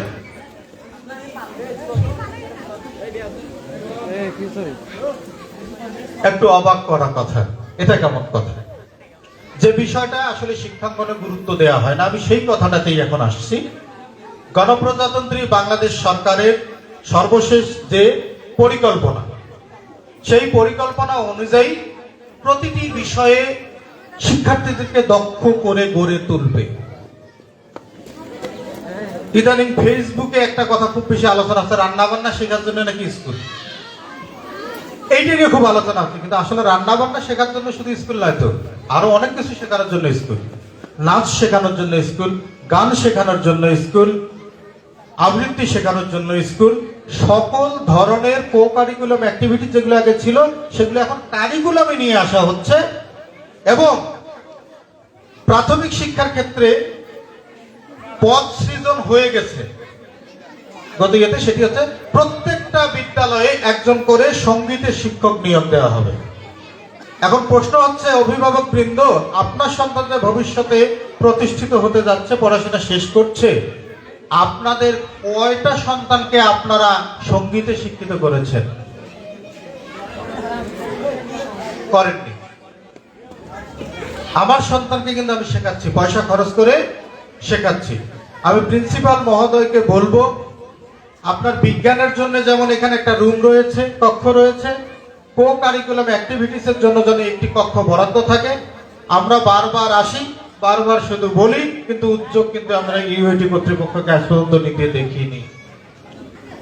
সপ্তাহে একদিন এখানে বাচ্চাদের অভিভাবকদের সাথে কথা বলেন, যাদের আগ্রহ আছে। এটা একটা সম্ভাবনা। কোন রকমের যদি খালি গ্রাজুয়েশন কমপ্লিট করে একটা বাচ্চা, আর যদি তার ওই যে ললিত কলা একাডেমির যদি একটা সার্টিফিকেট যদি তার থাকে, তার চাকরিটা বাংলাদেশে নিশ্চিত হবে আগামীতে, এটা আমি গ্যারান্টি দিচ্ছি। অতএব আপনাদের সন্তানকে অবশ্যই সঙ্গীতের শিক্ষা দিবেন, আবৃত্তির শিক্ষা দিবেন, তারপরে হচ্ছে নৃত্যের শিক্ষা দিবেন, তারপরে হচ্ছে ধর্মীয় শিক্ষা দেবেন। কারণ এই ধর্মীয় শিক্ষকও একজন করে দরকার হবে। আপনি হিন্দু মানুষ, আপনি হিন্দু শাস্ত্রে শিক্ষিত হয়ে আসেন, তারও একজন শিক্ষকের দরকার হবে। অর্থাৎ প্রত্যেকটা বিষয় কিন্তু এখন শিক্ষা প্রতিষ্ঠানগুলোতে যে যে পেশায় দক্ষ তাকে সেটাতে নেওয়া হবে। লিমন স্যার যে ট্রেনার, যখন প্রাথমিক শিক্ষায় প্রথম যখন এই সঙ্গীত শেখানোর প্রকল্প যখন হাতে নেওয়া যায় হয়, তখন কোনো মানুষকেই খুঁজে পাওয়া যায় না, 2-1টা মানুষ ছাড়া। তখন কি করলো, এনারা আবার এই যে এনাদেরকে ধরলো, এনারা আবার নিজেরা একটু হারমোনিয়ামের শানটান দিয়ে নিয়ে এনারা আবার আরো মাস্টারদের নিয়ে গেল, এইভাবে। কিন্তু এটা দিয়ে হয় না, জোড়াতালি দিয়ে হয় না। অতএব বাচ্চাদেরকে সকল বিষয় আপনি দক্ষ করে গড়ে তোলেন। আপনার বাচ্চার মধ্যে কোন প্রতিভাটা আছে এটা কি আপনি জানেন? একটা বাচ্চা গণিত বোঝেই না, কিন্তু ওই বাচ্চাটা কথা সাহিত্যে আজিজুল হক হয়ে বসে আছে, তাকে সুযোগ দিতে হবে। তো অতিথিবৃন্দ যারা এসেছেন, আপনাদের সময়, মূল্যবান সময় নষ্ট করার জন্য ক্ষমা চেয়ে নিচ্ছি। নতুন যারা এসেছে তাদেরকে স্বাগতম জানাচ্ছি। ইউআইটির একটা গান আছে না? আছে? সেই গানটা কিন্তু আমার লিখে দেওয়া, সুর করে দেওয়া। এই গানটাতেই কিন্তু ইউআইটির সকল বৈশিষ্ট্য রয়ে গেছে। ইউআইটি নিয়ে নতুন করে কোনো কিছু বলছি না। সবাই ভালো থাকবেন, সুস্থ থাকবেন। লাখো শহীদের রক্তের বিনিময়ে অর্জিত বাংলাদেশের স্বাধীনতা স্বপ্ন বিনির্মাণের জন্য, স্বনির্ভর একটি বাংলাদেশ গড়ে তোলার জন্য, স্মার্ট বাংলাদেশে স্মার্ট নাগরিক হিসেবে নিজেকে গড়ে তোলার জন্য সবাই কাজ করবেন, এই উদাত্ত আহ্বান ব্যক্ত করে আমি শেষ করছি। সবাই ভালো থাকবেন, সুস্থ থাকবেন। জয় বাংলা। ধন্যবাদ মুর্শিদ সাদিক স্যারকে, খুবই মূল্যবান বক্তব্য রাখলেন। আসলে দীর্ঘক্ষণ ধরে আপনারা সকলেই ধৈর্যের পরিচয় দিয়েছেন। আর একটু হয়তো অল্প সময়ের মধ্যে অনুষ্ঠান শেষ হবে। এ পর্যায়ে আমাদের মাঝে বক্তব্য রাখবেন অত্র অনুষ্ঠানের আমন্ত্রিত অতিথি জনাব মোহাম্মদ জামিয়া হোসেন স্যার, আমার শ্রদ্ধাভাজন শিক্ষাগুরু। স্যারকে বক্তব্য রাখার জন্য বিনীতভাবে অনুরোধ করছি।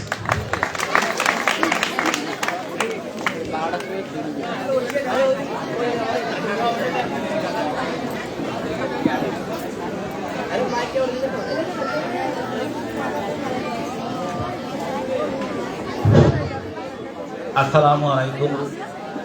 বৈদ্য আয়োজিত ইউআইটি কর্তৃক এসএসসি পরীক্ষার্থীদের বিদায়, সেই সাথে নবীনদের বরণ অনুষ্ঠানে সম্মানিত সভাপতি, বিশেষ প্রধান অতিথি, বিশেষ অতিথি, বিভিন্ন স্কুল থেকে আগত প্রধান শিক্ষক মণ্ডলী এবং আরও জেন্ট্রি এবং মঞ্চের সামনে উপবিষ্ট ছাত্রছাত্রী ও অভিভাবকবৃন্দ, সবাইকে আমি জানাই আমার আন্তরিক শুভেচ্ছা। আসসালামু আলাইকুম। ইতিমধ্যে আপনারা সবাই অনেক জ্ঞানীগুণী লোকের অনেক মূল্যবান কথা শুনেছেন, আমিও শুনলাম। তবে আমার ইচ্ছা নাই তেমন কোনো বলার, কারণ ওনারা যতটুকু বলছে তার সামান্যটুকু যদি কাজে লাগান অনেক জ্ঞানীগুণী হবেন। তারপরও যেহেতু আমার দু একটা কথা বলার সুযোগ দিয়েছে, এই মর্মে আমি খুব স্বল্প সময়ের মধ্যে দু একটা কথা বলেই শেষ করব।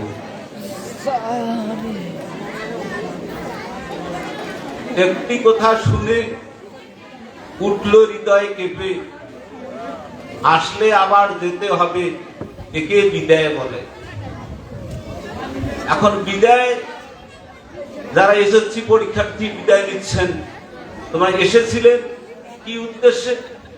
জীবনটাকে সুশোভিত, সুভাষিত, সুন্দর, সার্থক করে গড়ে তোলার জন্য, জ্ঞান অর্জনের উদ্দেশ্যে বিদ্যালয়ে আসা। কারণ বিদ্যালয়টা হলো তো মানুষ গড়ার, মানে ফ্যাক্টরি অফ মেকিং ম্যান, মানুষ গড়ার কারখানা। তা এই কারখানায় এসেছিলেন, জীবনটাকে তোমার জ্ঞানের আলোয় একটু প্রস্ফুটিত হয়েছে কেবল, আবারও সুশোভিত পরিপূর্ণ প্রস্ফুটনের জন্য তোমাদের এ স্থান ত্যাগ করতে হবে, আরো উচ্চ শিক্ষার দ্বারে পৌঁছতে হবে। এই জন্য তোমাদের বিদায়। তাই এই বিদায় ক্ষণে আমি দুই একটা উপদেশের কথা বলবো। Bear one thing in mind, all the Segasas or potential students may not shine in light, but all the industrial students shall do. প্রতিবার ছাত্ররা, তারা প্রতিবার মেধাবান, তারা জীবনে কৃতকার্য নাও হতে পারে, সবাই নাও হতে পারে, কিন্তু all the industrial students shall do. এটা করবেই, যারা পরিশ্রমী তারা জীবনে উন্নতি করবে। তাতে ইউ শুড বি ইন্ডাস্ট্রিয়াস, পরিশ্রমী হওয়া তোমাদের উচিত। যে মর্মে এইখানে আমার একটা কথা, ছোট কুসুম কুমারী দাসের কবিতার কথা মনে হলো, যে আমাদের দেশে হবে সেই ছেলে কবে, কোথায় না বড় হয়ে কাজে বড় হবে। তোমরা কাজে বড় হবে না। শিক্ষার লক্ষ্য উদ্দেশ্য যদি বলতে চাই 1 ঘন্টাও শেষ হবে না, কিন্তু আমি 2 মিনিটেই শেষ করেছি। প্রথম যেটা সাধারণ উদ্দেশ্য, সেটা হলো যে নিজকে জ্ঞানে গুণে নিজকে সুভাষিত করা, পরে যেটা আমাদের যৌক্তিক চাহিদা মিটানো, মানে অর্থ উপার্জন করব, একটা চাকরি বাকরি করব, এটা হলো ছোট উদ্দেশ্য। আর বড় উদ্দেশ্য হলো মানবতার সেবায় মানব সেবা। তা আগে তোমরা নিজকে জ্ঞানী গুণে সুশোভিত করো, তারপরে মানব সেবা তোমরা করতে পারবে। যাই হোক, তোমরা না সবাই ভালো রেজাল্ট করবে এই আশাবাদ ব্যক্ত করছি। আর সেই সাথে অভিভাবক বৃন্দ আমি সবাই খুব কম দেখেছি, তেনাদের উদ্দেশ্য আমার দুই একটা কথা বলার ইচ্ছা ছিল।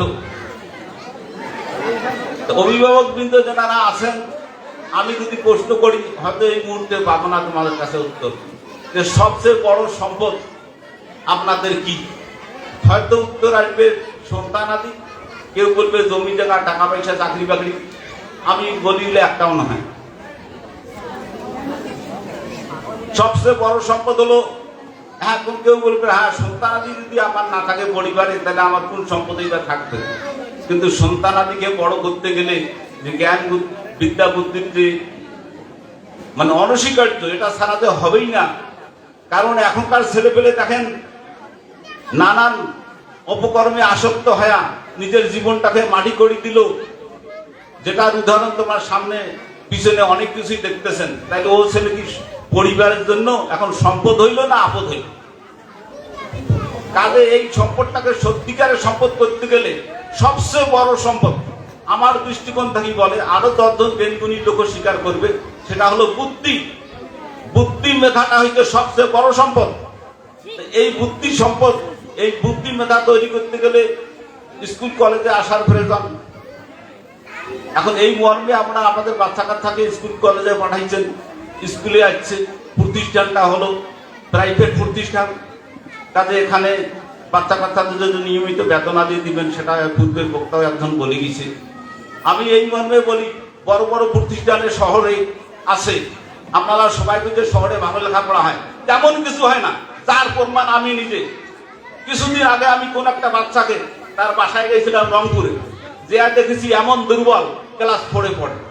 আমার এদিকের ছেলে, মেয়ে বাচ্চা, আমি নাম বলবো না, বললে অনেকেই চিনবেন। তা আমি বলছি এখানে এবার আসলে আমার এখানে পাঠাবেন। একবার আমি কেয়ার নিছি, আমি ওই বাচ্চাটাকে দেখছি যে 2700 টাকা মাস দেয়। আমি কই কি পড়াই, কি শিখাই বাচ্চাগুলো? তারপর ওই গার্জিয়ানকে বলবেন, গার্জিয়ানও আমার ছাত্র ছিল, যে আমার ওখানে এবার পাঠাবে। আমি 1 মাস কেয়ার নিছি, তাকে একটা মানসম্মত উপায় থাকে অবস্থানে আমি নিয়ে গেছি ইংরেজি। তারপর বলছি এখন তুমি চলে যাও। শুধু বড় বড় জায়গায় যে লেখাপড়া এমন না, আমাদের গ্রামগঞ্জে তো ভালো লেখাপড়া আছে, এখানে ভালো শিক্ষক আছে, কিন্তু একটা কথা যে উইসেজ নেভার ফিল দ্য ব্যাক। কাজে এই যে সারেরা যে পড়ায়, তারও কিছু বিনিময় যা পায় তার দিয়ে তো দিন চলেই না। সেটা তো আমিও বুঝেছি, কারণ আমরাও চাকরি করি, 40,000 42,000 কোটি টাকা বেতন পাই, ওনারা কয় হাজার পায়। যাই হোক, তারপরে যতটুকু পায় সেটাও আপনার সময় মতো দেন, তাহলে অন্তত বিনিময় তার রিটার্ন কিছু পাবেন। কাজে অভিভাবকদের প্রতি আমার আহ্বান থাকবে যে আপনাদের বাচ্চা কাচ্চার দিকেও লক্ষ্য রাখবেন, স্কুলে পাঠাবেন, শিক্ষকদেরও বেতন দিয়ে একটু সময় মতো দেওয়ার চেষ্টা করবেন। কারণ ওরা যা পায় ওরা তো বলাই যায় না, কি ব্যাপারটা এরকম। যাই হোক, এরপরে আমি সবার সুস্বাস্থ্য কামনা করি, যারা বিদায়ী তারাও ভালোভাবে পরীক্ষা দিবে, এই আশাবাদ ব্যক্ত করি আমি শেষ করছি। আসসালামু আলাইকুম। ধন্যবাদ জামিউর রহমান স্যারকে। স্যার খুবই মূল্যবান বক্তব্য রাখলেন।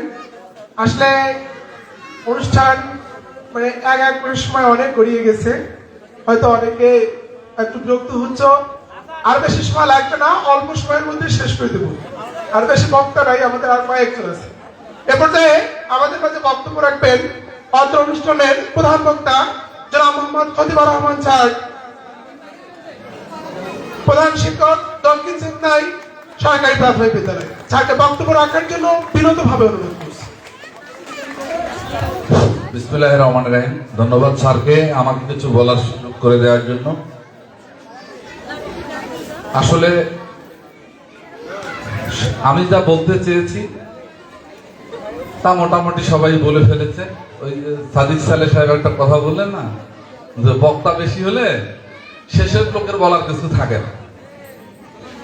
কারণ ভালো মন্দ সব মানুষের কাছেই কিন্তু সমান, তাই না? ভালোটা সবাই বুঝি, মন্দটাও আমরা সবাই বুঝি। যাই হোক, তদুপরি যেহেতু এখানে কিছু বলার জন্য মাধ্যমটা দেওয়া হয়েছে, কিছু কথা না বললে নয়। তো অনুষ্ঠানের শুরুতে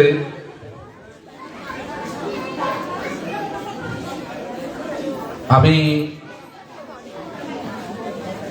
স্মরণ করছি, যেহেতু এটা ভাষা শহীদদের মাস, এই যারা বাংলা ভাষাকে রাষ্ট্র ভাষা হিসাবে প্রতিষ্ঠিত করার জন্য সালাম, বরকত, রফিক, জব্বার সহ আরো নাম না জানা অনেক ভাষা শহীদ আমাদের এই বাংলা ভাষার জন্য প্রাণ দিয়েছে।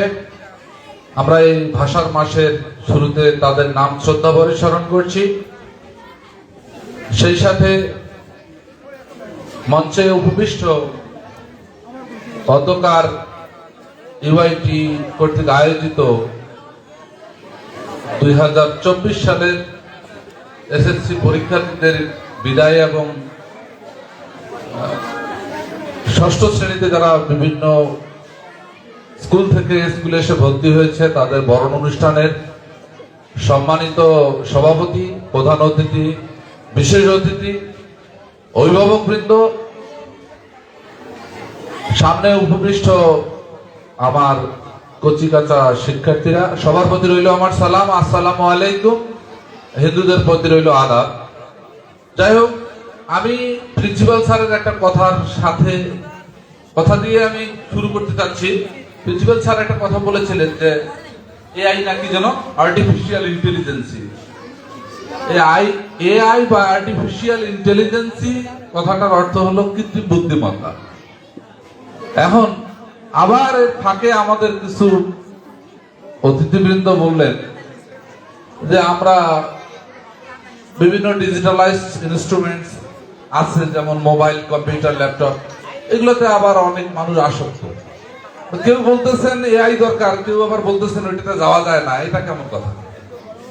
আমরা বলতেছি যে আর্টিফিশিয়াল ইন্টেলিজেন্সি দরকার, অর্থাৎ আমাদের যে যন্ত্রপাতির প্রতি আসক্তি, এটা প্রয়োজন।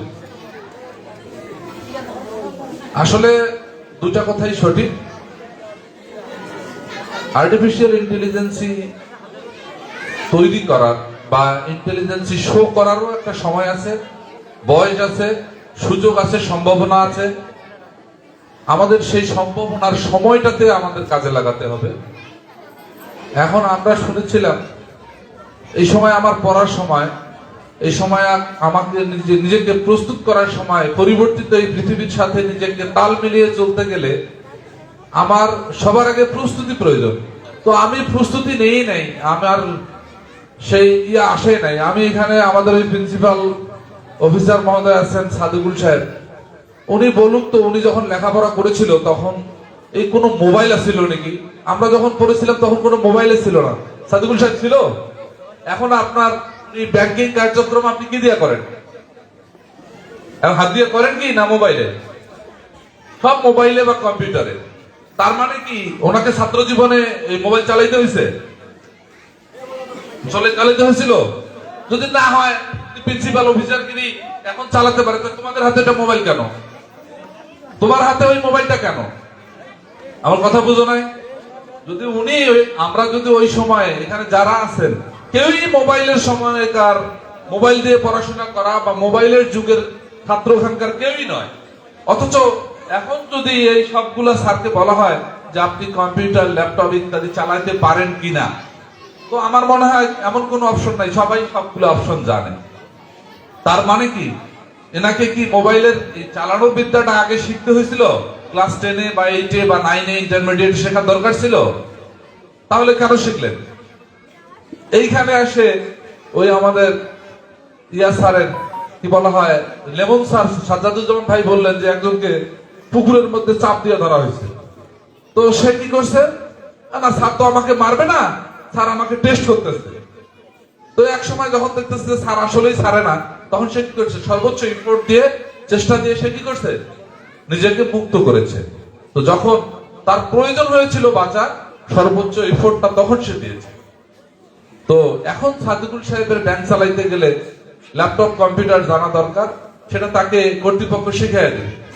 তোমার যখন কম্পিউটার, ল্যাপটপ, মোবাইল ফোন চালানো দরকার, তোমার কর্তৃপক্ষ তোমাকে দিয়ে দিবে, তখন তোমার ওইটা হাতে নেওয়া উচিত। এখন তোমাকে ওই যে বললেন যে যত বেশি পরিশ্রম করবে, স্যার বললেন আমাদের জামিয়া স্যার যে ইন্ডাস্ট্রিয়াল শ্যাল ডু, পরিশ্রমীরা করবে, মেধাবীরা নষ্ট হতেই পারে। আমি কিছুক্ষণ আগে সাদিকুল সাহেবের সাথে কথা বললাম যে মেধাবীদের মধ্যে 20%, 20 জন ছাত্র, 100 মেধাবী বাচ্চার মধ্যে 20 জনের সফল হওয়ার সম্ভাবনা আছে, আর 80 জন হবে না, এটা আমি শিওর। এটা শিওর 80 জন মেধাবী ওরা ওয়েস্ট ট্রিটমেন্ট বৃথা যাবে। আর এই 80 জন তাহলে কারা? এই 80 জন হবে পরিশ্রমীরা, যারা পরিশ্রম করে তারা 80 জন সফল হবে, আর মেধাবীরা 20 জনও সফল হবে, তাহলে 100 জন পড়বে। তাহলে কারা বেশি সফল হলো, মেধাবীরা না পরিশ্রমীরা? আর তোমরা কি করো? মোবাইল নিয়ে সেলফি, মোবাইল নিয়ে চ্যাটিং, মোবাইল নিয়ে গল্প গুজব, মোবাইল নিয়ে ছবি। বেলাল স্যার সহ ওইখানে দাঁড়াইছি, ছাত্র যায় বলে না যে স্যার আজকে চলে যাব, স্যার আপনার সাথে কাটানোর শেষ দিন, স্যার আমাদের জন্য দোয়া করবেন, এই কথা না বলে আমাদেরকে বলে স্যার একটু ছবি তুলি, কি লাভ? ওইটা দিয়ে কি হবে? আরে বাবা, তুমি ভালো করলে তুমি তো এমনি আমার মনে থাকবা যে তুমি তো এই ইউআইটি থেকে সর্বোচ্চ ভালো রেজাল্টটা করেছো, তুমি আমার গর্ব, তুমি আমার রত্ন, তোমাকে এমনিতেই ইউআইটি স্মরণ রাখবে, নট বেলাল স্যার, ইউআইটি স্মরণ রাখবে। আর বেলাল স্যার প্রতিবার স্যারের সাথে ছবি তোলার জন্য, সেলফি নেওয়ার জন্য ব্যস্ত। আমাদের জ্ঞান কোথায় বলো? আমি সম্মানিত অভিভাবকদেরকে বলবো, তো আমরা টমাস আলভা এডিসনের নাম শুনেছি তো, না শুনো নাই?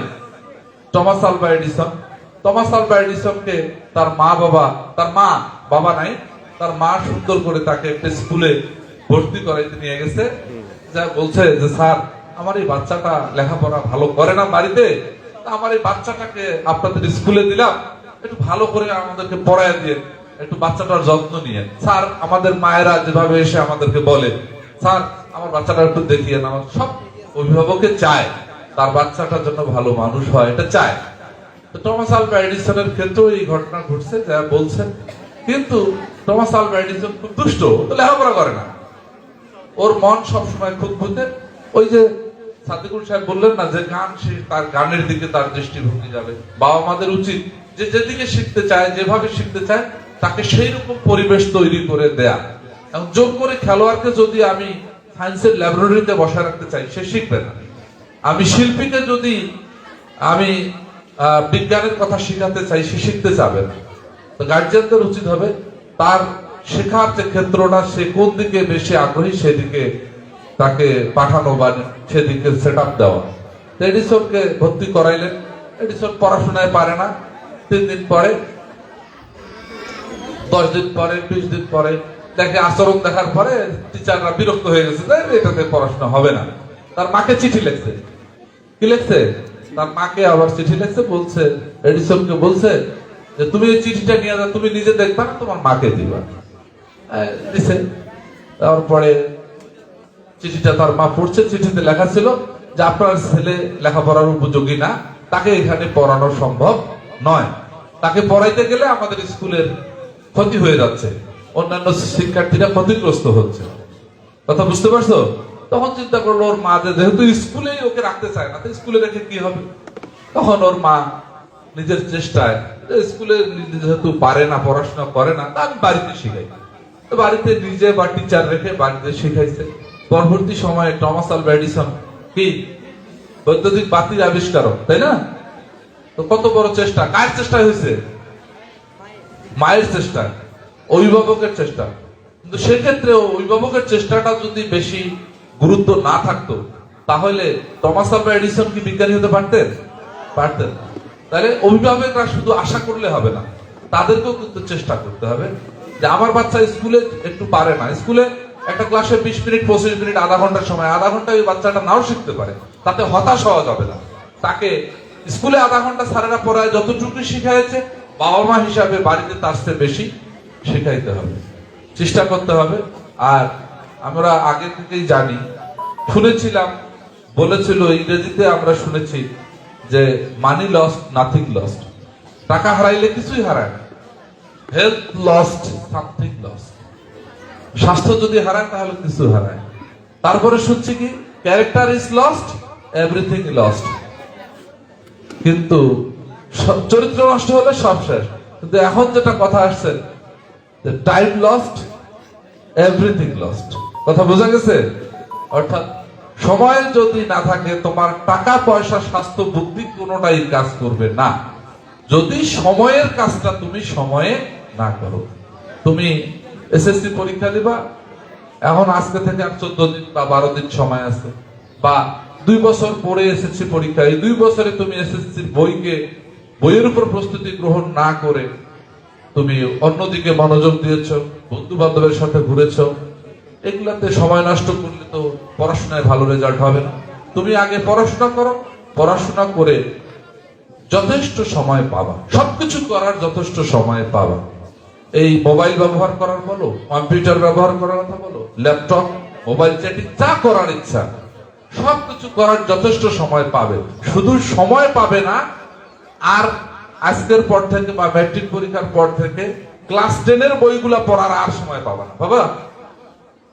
বাকিগুলা করার সময় পাবা, কিন্তু ক্লাস 10-এর বই আরেকবার পড়ার সুযোগ পাবে না। এরপরে তোমার হাতে ইন্টারমিডিয়েটের বই দেওয়া হবে, আবার ইন্টারমিডিয়েটের পরে উচ্চশিক্ষার বই দেওয়া হবে। যেহেতু প্রত্যেকটা শ্রেণীতে নির্ধারিত বই আছে, ওই বইয়ের মধ্যে তোমার জন্য যে নির্ধারিত সময়টা আছে, এই সময়টাকে কাজে লাগালে তাহলে এই করুণু পণ মরা, এই করুণু পণ, মানুষ হইতেই হবে।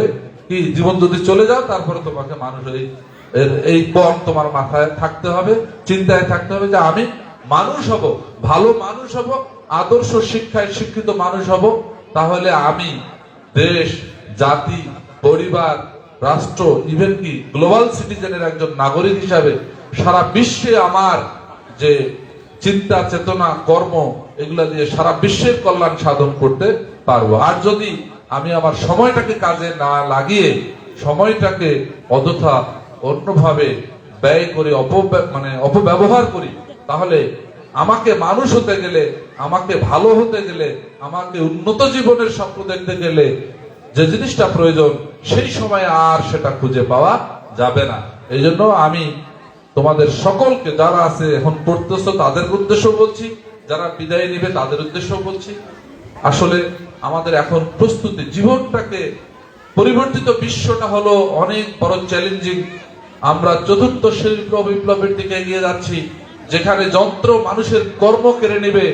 সেখানে আমি যন্ত্রের হিংসা না করে যন্ত্র আবিষ্কারের কথা যদি আমার মাথায় না থাকে, তাহলে আমি পরিবর্তিত বিশ্বে কখনোই নিজেকে স্থান করে নিতে পারবো না। আমি যদি আজও হিংসে করি যে রোবট যদি আমার কাজ করে, আমি না খেয়ে মরে যাব, আমার কর্ম থাকবে না, আমার চাকরি হবে না, এ চিন্তা আজকে করা, তাহলে মুখ থুবড়ে মাটিতে পড়ে থাকা এক জিনিস।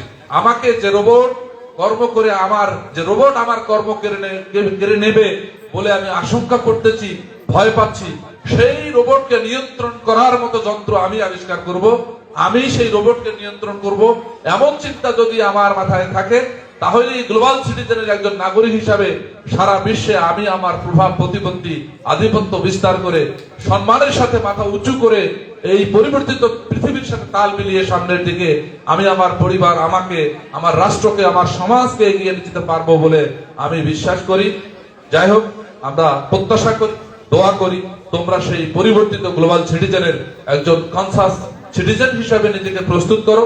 সামনে তোমাদের অর্ডেল সময় পড়ে আছে, 15 দিন না। আমি আমার অনেক বন্ধুদের কাছে গল্প শুনেছি, আমাদের সময় এখনকার যে সিলেবাস, অর্ধেক উত্তর প্রশ্নের মধ্যে দেওয়া থাকে, স্যার রাইট না? অর্ধেক উত্তর প্রশ্নের মধ্যে দেয়া থাকে, আর অর্ধেক আমাদেরকে পড়তে হয়, আর অর্ধেক আমাদেরকে পড়ে শুনে জ্ঞান অর্জন করে পরীক্ষায় লিখতে হয়, আর অর্ধেকটা কিন্তু প্রশ্নের মধ্যে দেওয়া আছে। প্রশ্নটা যদি আমরা ভালো করে পড়ি, প্রশ্নটা যদি ভালো করে বুঝি, আমার মনে হয় আমরা সঠিকভাবে উত্তর দিতে পারবো। আর এই কমিউনিকেটিভ সিলেবাসে লিখলেই নাম্বার পাওয়া যায়। তুমি ওই যে উদ্দীপকটা দেওয়া থাকে, উদ্দীপকটাকে মনোযোগের সাথে পড়বা, পড়ে দেখবা ওখানে তোমার অর্ধেক নাম্বারের উত্তর দেওয়া আছে। আর শেষের প্রশ্নটার উত্তরটা বোধহয় নিজের মতামত একটা দেওয়ার সুযোগ থাকে, যে সে যদি এটা করে থাকে তাহলে তুমি হইলে কি করতে, এরকম মতামত দেওয়ার সুযোগ থাকে। সেটা চিন্তা করে মানুষকে চিন্তাশীল হতে হয়, মানুষকে সৃজনশীল হতে হয়। এই সৃজনশীলতা, চিন্তাশীলতা, হ্যাঁ, এটা যদি আমাদের মধ্যে থাকে তাহলে এই যে আমাদের যে পরীক্ষা পদ্ধতিতে আমরা অংশগ্রহণ করতে যাচ্ছি, এটাতে ভালো রেজাল্ট করা খুব একটা বেশি বড় ব্যাপার না। কাজেই আর এটার জন্য তোমাকে তোমার পাঠ্য বই সম্পর্কে জ্ঞান অর্জন ভালো করতে হবে। আমি আশা করব যে বাকি সময়টা তোমরা সুন্দরভাবে কাজে লাগিয়ে উদ্দীপক গুলো ভালো করে বুঝে, আর ওই এমন করে দুইটা ভালো লিখতে গিয়া 3 নম্বরেরটা যেন উত্তর লিখতেই না পারি এমন হয়ে না যায়। 5টা প্রশ্ন থাকবে, 7টা প্রশ্ন থাকবে, 7টারই উত্তর করতে হবে। কারণ 7টার উত্তর দিলে 4 করে যদি নাম্বার পাও 4 সাথে 28 পাওয়া যাবে। আর 3টা ভালো দিলে 3 5 15 পাইতে পারো, 4টার নাম্বার 7টার নাম্বার তোমাকে দেবে না। কথা বোঝা যায় না? এই জন্য পরীক্ষায় উত্তর লেখার ক্ষেত্রে যতগুলো প্রশ্নের উত্তর চাওয়া হবে সবগুলো উত্তর দেওয়ার চেষ্টা করবে। কথা বোঝা গেছে? 3টার ভালো উত্তর লিখে বাকিগুলো বাদ দিয়ে আসা বোকামির মতো। যারা এটা করবে তার রেজাল্ট কখনো ভালো হবে না। কথা বুঝাইতে পারছি? কম জানি সেটা উত্তর করব, ভালো জানি সেটা উত্তর করব, এবং প্রত্যেকটা প্রশ্নের মান বন্টন অনুযায়ী সময় বন্টন করে নেব। 7টা প্রশ্নের উত্তর 2 ঘন্টায় লিখতে হবে। সাপোজ ধরো 7টা প্রশ্নের উত্তর 2 ঘন্টায় লিখতে হবে। এই 7টা প্রশ্নকে 60-100 মিনিট 7 দিয়ে ভাগ করে যত হবে ততক্ষণ সময়ে আমি আমার এই প্রশ্নটাতে ব্যবহার করব। কথা বোঝা গেছে? তাহলে 7 প্রশ্নের উত্তরও হবে, যথাসময়ে পরীক্ষাও শেষ হবে, নাম্বারও ভালো পাওয়া যাবে। যাই হোক, অনেক কথা হয়েছে, বক্তারা যা বলেছেন, সবাই আমাদের জ্ঞানী, সবাই আমারও গুরুজন। আমিও সবার কাছ থেকে জ্ঞান অর্জনের চেষ্টা করি, সবার কাছ থেকে জ্ঞান আহরণের চেষ্টা করি। পৃথিবীতে তারাই সফলকামী হবে যারা জ্ঞানী হবে। তাদের কানটা হবে লম্বা, মুখ জিহ্বাটা হবে খাটো। তারা বলবে কম, শুনবে বেশি। জ্ঞানী মানুষের বৈশিষ্ট্য হলে শুনে বেশি, বলে কম। আমরা আশা করি তোমরা জ্ঞানী হবে, এবং সকল জ্ঞানী গুণী যারা এখানে যত কিছু বলেছেন পুরোটাই তোমরা তোমাদের জীবনে মেনে জীবনে বাস্তবায়ন করার চেষ্টা করবে। তাহলেই তোমরা গ্লোবাল সিটিজেন, ভালো মানুষ, যোগ্য মানুষ হিসাবে গড়ে তুলবে। এই আশাবাদ ব্যক্ত করছি। তোমাদের সকলের সুস্বাস্থ্য এবং উত্তরোত্তর উন্নতি এবং এসএসসি পরীক্ষায় সফলতা কামনা করছি। আর যারা আমাদের এই ইউআইটিতে এখন পড়বে তাদেরকে স্বাগতম ইউআইটিতে। আর আমি আরো একটু চিন্তা চেতনা, অনেক কথা ছিল, বলার সময় নেই। যেহেতু শিক্ষাক্রমটা চেঞ্জ হয়েছে 2021 সালে, নতুন কারিকুলামের আওতায় আমি স্যারদেরকে বলবো, বুলবুল স্যার ট্রেনিং করেছে, আমিও বিভিন্ন সময় বিভিন্ন ভাবে দেখেছি যে বইগুলাকে 2 ভাগে ভাগ করা হয়েছে। একটা অনুশীলনীর বই করেছে, ব্যবহারিক বই করেছে, বাড়ির কাজে ভাগ করা হয়েছে বিভিন্ন ভাবে। যে কাজটা যেভাবে হবে সেটা স্যাররা যদি আসলে যোগ্যতা, নিজের মানে প্রস্তুতি না থাকে, হুট করে এই ক্লাসে গিয়ে স্যার পড়াইতে পারবে? প্রস্তুতি গ্রহণ করতে হবে। তো আমি আশা করবো ইউআইটি যারা সংশ্লিষ্ট টিচার আছেন, তারা যে সাবজেক্ট পড়াবেন আমাদের এই বাচ্চাদেরকে, আমি আশা করবো যে আপনারা নিজে আগে প্রস্তুতি গ্রহণ করবেন। যেহেতু নতুন কারিকুলাম, নিজের প্রস্তুতি গ্রহণ করে নিজের প্রস্তুতি অনুযায়ী, পরিকল্পনা অনুযায়ী পাঠ দান করলে বাচ্চারা বেশি বুঝতে পারবে, ভালো হতে পারবে, ভালো পাঠদান সফল হবে। আর শিখন ফলটা একটা স্পেসিফিক বিষয়, প্রত্যেকটা পাঠের শিখন ফল আছে। শিখন ফলটাকে জানতে হলে কারিকুলাম নামক একটা অপশন আছে, সেইটাতে ঢুকে প্রত্যেকটা পাঠের শিখন ফল অন্বেষণ করে আমি এই পাঠটাতে কি শিখন ফল অর্জন করাবো বাচ্চাকে, এদিকে আমাদের দৃষ্টি দিতে হবে। যদি আমরা কারিকুলাম বুঝে শিখন ফল অনুযায়ী পাঠদান করি, টিচারেরা প্রস্তুতি গ্রহণ করে ক্লাসে যায়, তাহলে বাচ্চারা অতি অল্প সময়ে স্মার্টলি ক্লাসটা নিতে পারবে, পরিশ্রম কম হবে। যেহেতু we are going to be a smart citizen, so we have to take out prepare ourself as a smart teacher. Otherwise, our teaching process is in vain. It is not be successful. So I request all the teachers, please be prepared yourself as a smart teacher. Then you will successful to make a successful class. Successful class দিতে হলে smart preparation নিয়ে smart teacher হয়ে যাবেন। আমার মনে হয় বাচ্চারা ভালো শিখবে, এই আশাবাদ ব্যক্ত করতেছি আপনাদের কাছে। আর যারা এখানে সংশ্লিষ্ট আগে থেকে আছে, আমাদের সহকারী পরিচালক যেমন আবু সাইদ ভাই আছে, আসলে আমরা যাকে আশা করে, যার উপর যত আশা করি, সবাই আমাদের আশা পূরণ নাও করতে পারে। কাজেই নিরাশ হয়ে যদি তার পিছ ছেড়ে দেই, সে হয়তো সামনের দিকে আগাতে পারবে না। আমি আশা করবো আবু সাইদ ভাই, আমাদের সদরুল সাহেব, সাদিকুল সাহেব, যারা এর আগে ওইটি প্রতিষ্ঠা করেছে এই এলাকার শিক্ষার একটা নগরী তৈরি করার জন্য, সবাই আবার এখানে এসে সবাই বেলাল সাহেবকে বা ইউআইটি কে সহযোগিতা দিবেন, দিয়ে ইউআইটিটাকে একটা আলোকিত প্রতিষ্ঠান হিসাবে, স্মার্ট প্রতিষ্ঠান হিসাবে গড়ে তুলে এই টুনিরহাটের সাধারণ মানুষের যে আশা আকাঙ্ক্ষা তারা তাদের বাচ্চাকে আদর্শায়িত শিক্ষায় শিক্ষিত করতে চায়। এই আশাবাদ পূরণে আপনারা ভূমিকা রাখবেন। সাথে যদি কখনো প্রয়োজন হয়, এখানে যারা আছেন আজকে যেহেতু সময় নষ্ট করে আপনাদের কাছে আসতে পেরেছে, তাহলে আপনারা যদি তাদের সাথে সহযোগিতা চান, তারাও আপনাদেরকে সহযোগিতা দেবে। সর্বোপরি আমি সকলের সুস্বাস্থ্য মঙ্গল কামনা করে এবং আয়োজকদের ধন্যবাদ জ্ঞাপন করে, কৃতজ্ঞতা জানিয়ে, সকলের সুস্বাস্থ্য এবং মঙ্গল কামনা করে আমার কথা শেষ করছি। জয় বাংলা, বাংলাদেশ চিরজীবী হোক। ধন্যবাদ সবাইকে। আসসালামু আলাইকুম। ধন্যবাদ। অত্র অনুষ্ঠানের প্রধান বক্তা জনাব মোহাম্মদ ফতিবুর রহমান স্যার দীর্ঘ সময় ধরে খুবই মূল্যবান বক্তব্য রাখলেন। আসলে স্যার যা বলে গেছেন, আমরা যদি অনুসরণ করি আমরা আরো সামনের দিকে অগ্রসর হতে পারবো ইনশাআল্লাহ। স্যারের জন্য সকলে একটা হাততালি দাও জোরে। এ পর্যায়ে আমাদের মাঝে বক্তব্য রাখবেন অত্র অনুষ্ঠানের প্রধান অতিথি জনাব মোহাম্মদ সাদেকুল ইসলাম, কথা সাহিত্যিক ও প্রিন্সিপাল অফিসার, সোনালী ব্যাংক লিমিটেড, নীলফামারী শাখা।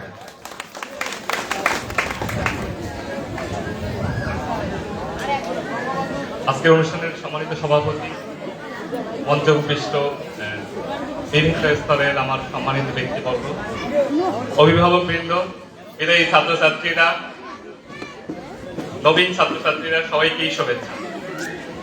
আমি প্রথমেই যারা নবীন তাদেরকে শুভেচ্ছা জানাতে চাই। ইউআইটি দারুণ একটা প্রতিষ্ঠান। এই প্রতিষ্ঠানে ভর্তি হয়ে তোমরা দারুণ একটা সিদ্ধান্ত নিয়েছো, তোমাদের স্বাগতম। বিদায়ী ছাত্রছাত্রীদের তাদেরকেও অভিনন্দন। তারা একটা শিক্ষা জীবনের একটা স্তরে পৌঁছাতে পেরেছে শেষ পর্যন্ত এবং একটা সন্ধিক্ষণে তারা উপস্থিত। তাদেরকে শুভেচ্ছা, তাদের জন্য শুভকামনা। একই সাথে আমি স্মরণ করে দিতে চাই আরেকটা চমৎকার বিষয়, যে আসলে তোমাদের সবার সামনেই নায়ক হয়ে ওঠার একটা চান্স তৈরি হয়েছে। আমরা যদি সফল হই, সাপোজ খুব ভালো রেজাল্ট যদি হয়ে যায়, খুব ভালো কোথাও যদি আমরা ভর্তি হতে পারি, তাহলে কি হতে পারে? আমরা নায়ক হয়ে উঠতে পারি না? আমার কাজটা আমি ঠিকভাবে করলাম, আমার বাবা মা আমার খুব খুশি হবে, আমার ছাত্ররা, আমার শিক্ষকরা খুশি হবে, এলাকাবাসী খুশি হবে। আবার যদি আমি ব্যর্থ হই, আমি কিন্তু খলনায়কও হতে পারি, ভিলেন হতে পারি। আমার পরিবারের মধ্যে আমাকে ভিলেন হিসেবে চিহ্নিত করতে পারে যে আসলে ও ব্যর্থ হয়েছে, কেন ওর কাজটা ও ঠিক রকম ভাবে করতে পারেনি। আমার শিক্ষকরা আমার উপর ফ্রাস্ট্রেট হতে পারে যে আমি আমার কাজটা, এই ছাত্ররা আমার কাজটা ঠিক রকম ভাবে করতে পারেনি। তো আমি জাস্ট এই গল্পটা আজকে বলবো। আমি কথা দিচ্ছি যে সবচেয়ে সংক্ষিপ্ত বক্তব্য আমি দেব। তো এই নায়ক এবং খলনায়ক হয়ে ওঠার যে ডিফারেন্সটা, কিভাবে এটা হয়ে উঠে, আমরা জানি যে খুব চমৎকার একটা বই আছে ফ্রেডরিক নিটশের, জর্জ ট্রুস্ট বললেন। এখানে এই নায়ক হয়ে ওঠার গল্পটা সে করছে, কিভাবে নেপোলিয়ান, আবার পরবর্তীতে হিটলারও সেই বইটাকে অনুসরণ করছে। আরেকটা বই আছে, সেটা হলো ম্যান অ্যান্ড সুপারম্যান, আইরিশ নাট্যকার বার্নার্ড শয়ের। এখানে অবশ্যই সুপারম্যান কিভাবে তৈরি হয় সেই গল্পটা আছে। তা আমি এই টিপসটা দিতে চাই আর কি। সুপারম্যান বা নায়করা আসলে দৃঢ় মনোবলের অধিকারী হয়। আমরা সবাই যে কাজটা করি, অন্যদের থেকে সে আলাদা এই জায়গাটায় যে সে তার দ্বারা কাজটা করিয়ে নেয়। অর্থাৎ আমি আজকে পড়বো, আজকে রাত্রে আমি পড়বো, নর্মালি আমি পড়তেও পারি, নাও পড়তে পারি, কিন্তু যে আসলে সুপারম্যান সে কি করবে, সে পড়িয়ে নেবে, সে বলবে যে হ্যাঁ আমাকে পড়তেই হবে। এটা একটা বিষয়। দ্বিতীয় যেটা বিষয় থাকে, সে যেমন ব্যর্থতাকে মেনে নেয় না। সে পরাজিত হতে পারে, সে ধ্বংস হয়ে যেতে পারে, সে কিন্তু কি হবে না, মানে সে পরাজিত হবে না, সে ধ্বংস হয়ে যাবে, সে পরাজিত হবে না। অর্থাৎ আমি যেমন একটা সেমিনারে ছিলাম এই জুয়েলাইসের সাথে, জুয়েলাইস যে জাদুকর আছে না, সেই ম্যাজিশিয়ান একটা সেমিনার আমাদের করেছিল ঢাকাতে। সেখানে এসে বলছে যে আসলে আমরা সাধারণ মানুষেরা কতবার চেষ্টা করি, কোন একটা বিষয় যদি একবার না পারি, দুইবার না পারি, তাহলে আমরা থেমে যাই। কিন্তু উনি আমাদেরকে দেখাইলো যে আমরা এই সামনের হাত দিয়ে ধরি, একটা ম্যাজিক দেখালো যে কার্ড, উনি দেখালো যে কার্ডগুলো পিছন দিক দিয়েও ধরা যাচ্ছে। অর্থাৎ পিছনের এই আঙুলগুলো আমরা যেরকম সামনে ব্যবহার করি, উনি পিছনের দিক দিয়েও একইভাবে ব্যবহার করে আমাদেরকে দেখাইলো। উনি আমাদেরকে বললো যে আপনারা কতবার চেষ্টা করেন? তা আমরা বললাম যে একবার, দুইবার, 10 বার। উনি বললো যে না, আমরা আসলে 1 লাখ 2 লাখ বারও চেষ্টা করি। তো এটা কি আমরা কল্পনা করতে পারি যে 1,00,000 বার চেষ্টা করানো যায়? হ্যাঁ, উনি বললো যে আমরা তাই করি, একটা ম্যাজিক যখন আমরা প্র্যাকটিস করি তখন আমরা 1,00,000 বারও প্র্যাকটিস করি, যেটা আপনারা কখনোই করেন না। তো এইখানে মানে জুয়েলাইস একজন বাংলাদেশের না, একটা আন্তর্জাতিক শ্রেষ্ঠ একজন জাদুকর, সে বললো যে আসলে এই দৃঢ় মনোবলটাই আসলে একজনকে কি করতে পারে, সফল করতে পারে। তা আমরা আসলে প্রত্যেকেই তাই হব। আমরা এবার বিশ্বকাপ খেলা দেখি তো সবাই, তাই না? আর্জেন্টিনার সমর্থক কে কে আসছি? আরে বাবা, এত অল্প। যাই হোক, আমি নিজেও একজন আর্জেন্টিনার সমর্থক, এবং এই যে মেসি একজন ভালো খেলোয়াড়, তো এই মেসি শ্রেষ্ঠ খেলোয়াড়টা কিভাবে আসতে হলো? পেপ গার্দিওলাকে তোমরা চিনো কি? পেপ গার্দিওলা কে? হ্যাঁ, ভেরি গুড, ম্যানচেস্টার সিটির কোচ। হ্যাঁ, এই কিন্তু বার্সেলোনার যখন কোচ ছিল তখন মূলত আসলে মেসিকে ট্রেন আপ করাইছে ইনি একজন সেরা খেলোয়াড় সম্পর্কে বলছে যে একজন সেরা খেলোয়াড় কিভাবে তৈরি হয়। একই কথা কিন্তু বলছে যে অন্য প্লেয়ার গুলো যখন তার কাছে বল আসছে সে বলটা পাস করে দিচ্ছে, কিন্তু একজন শ্রেষ্ঠ খেলোয়াড় বলটা আরো কিছুক্ষণ তার নিজের কাছে রাখে। এবং খুবই অবাক করার ব্যাপার যে মেসি যখন ট্রেনিং গুলো করে তখন অন্য প্লেয়াররা অস্বস্তিতে ভোগে, কারণ সে সবচেয়ে বেশি ট্রেনিং করে। ট্রেনিং সেশনে যদি 9টায় যাওয়ার কথা থাকে সে তার একটু আগে যায় এবং সবার শেষে সে আসে। অর্থাৎ অন্যরা যে পরিশ্রমটা করে মেসি নাকি তার থেকে বেশি পরিশ্রমটা করে। তো আসলে সফলতা কিন্তু এইটাই, আজকে যারা সবাই বললেন একই কথা কিন্তু বারবার বলছেন যে আসলে পরিশ্রম করতে হবে, এর বিকল্প নেই। অর্থাৎ অস্ত্রটা আমার কিন্তু নিজেরই আছে। আমি যদি দৃঢ়ভাবে যেটা চাচ্ছি সেটা চাই, আমি যদি বারবার ব্যর্থ হওয়ার পরও হাল ছেড়ে না দেই, আমি যদি পরাজয় স্বীকার না করি, তাহলে আমি কি হতে পারবো? আমি সফল হতে পারবো। সেই সফলতার শুভেচ্ছা, সবাই ভালো থাকবেন, সবাইকে সালাম, আসসালামু আলাইকুম।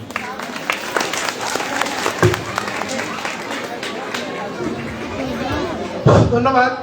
অত্র অনুষ্ঠানের প্রধান অতিথি জনাব মোহাম্মদ সাদিকুল ইসলাম স্যার খুবই মূল্যবান বক্তব্য রাখলেন। আসলে একেবারে সময় শেষের পর্যায়ে, অনুষ্ঠান শেষের পর্যায়ে, সময় করতে করতে একেবারে শেষ প্রান্তে এসে পৌঁছেছি। এ পর্যায়ে আমাদের মাঝে বক্তব্য রাখবেন অত্র অনুষ্ঠানের সম্মানিত সভাপতি জনাব মোহাম্মদ ওয়াহিদুর রহমান, প্রধান উপদেষ্টা ইউআইটি, সমাজসেবক ও শিক্ষানুরাগী।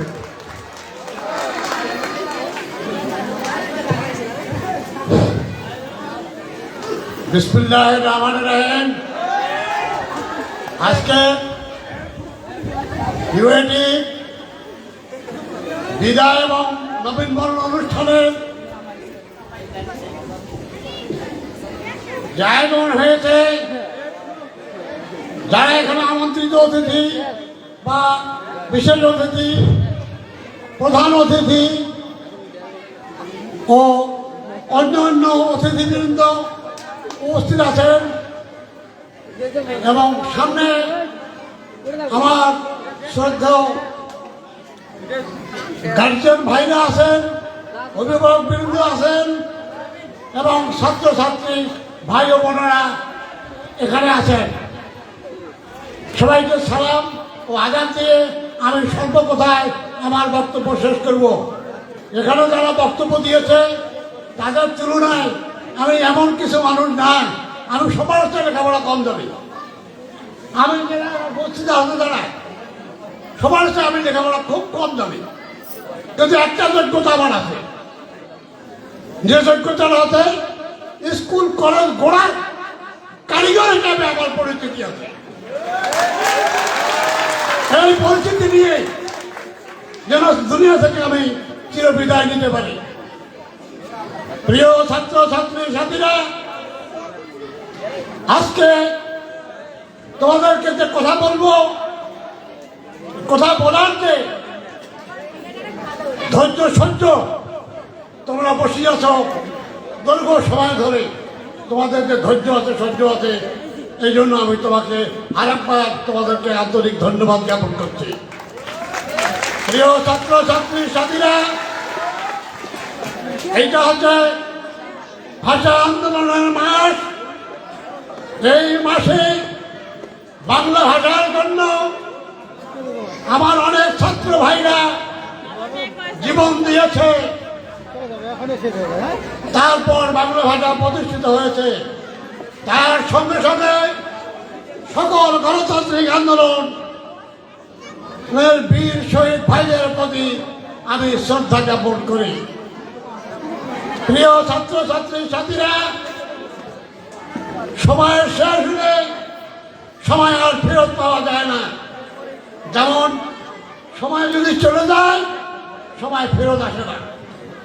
নদীর স্রোত যদি চলে যায়, স্রোত ফেরত আসে না। আসে? কোনোটাই আসে না। এই মুহূর্তে তোমাদের সময় হয়েছে ভালো পরীক্ষা দেওয়ার জন্য, ভালো শিক্ষা অর্জন করার জন্য। এখানে অনেক কথা অনেকভাবে হয়েছে, সব কথা পুনরাবৃত্তি আমি করব না। আমি সামান্য দু একটি কথা বলে শেষ করব।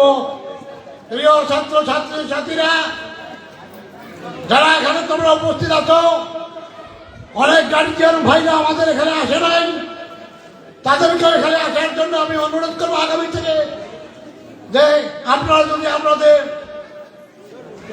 বাচ্চা কাচ্চার খোঁজ খবর নিতে না পারেন, বাচ্চা কাচ্চার খবর না রাখেন, তাহলে বাচ্চা কাচ্চা মানুষ আপনারা কিভাবে করবেন?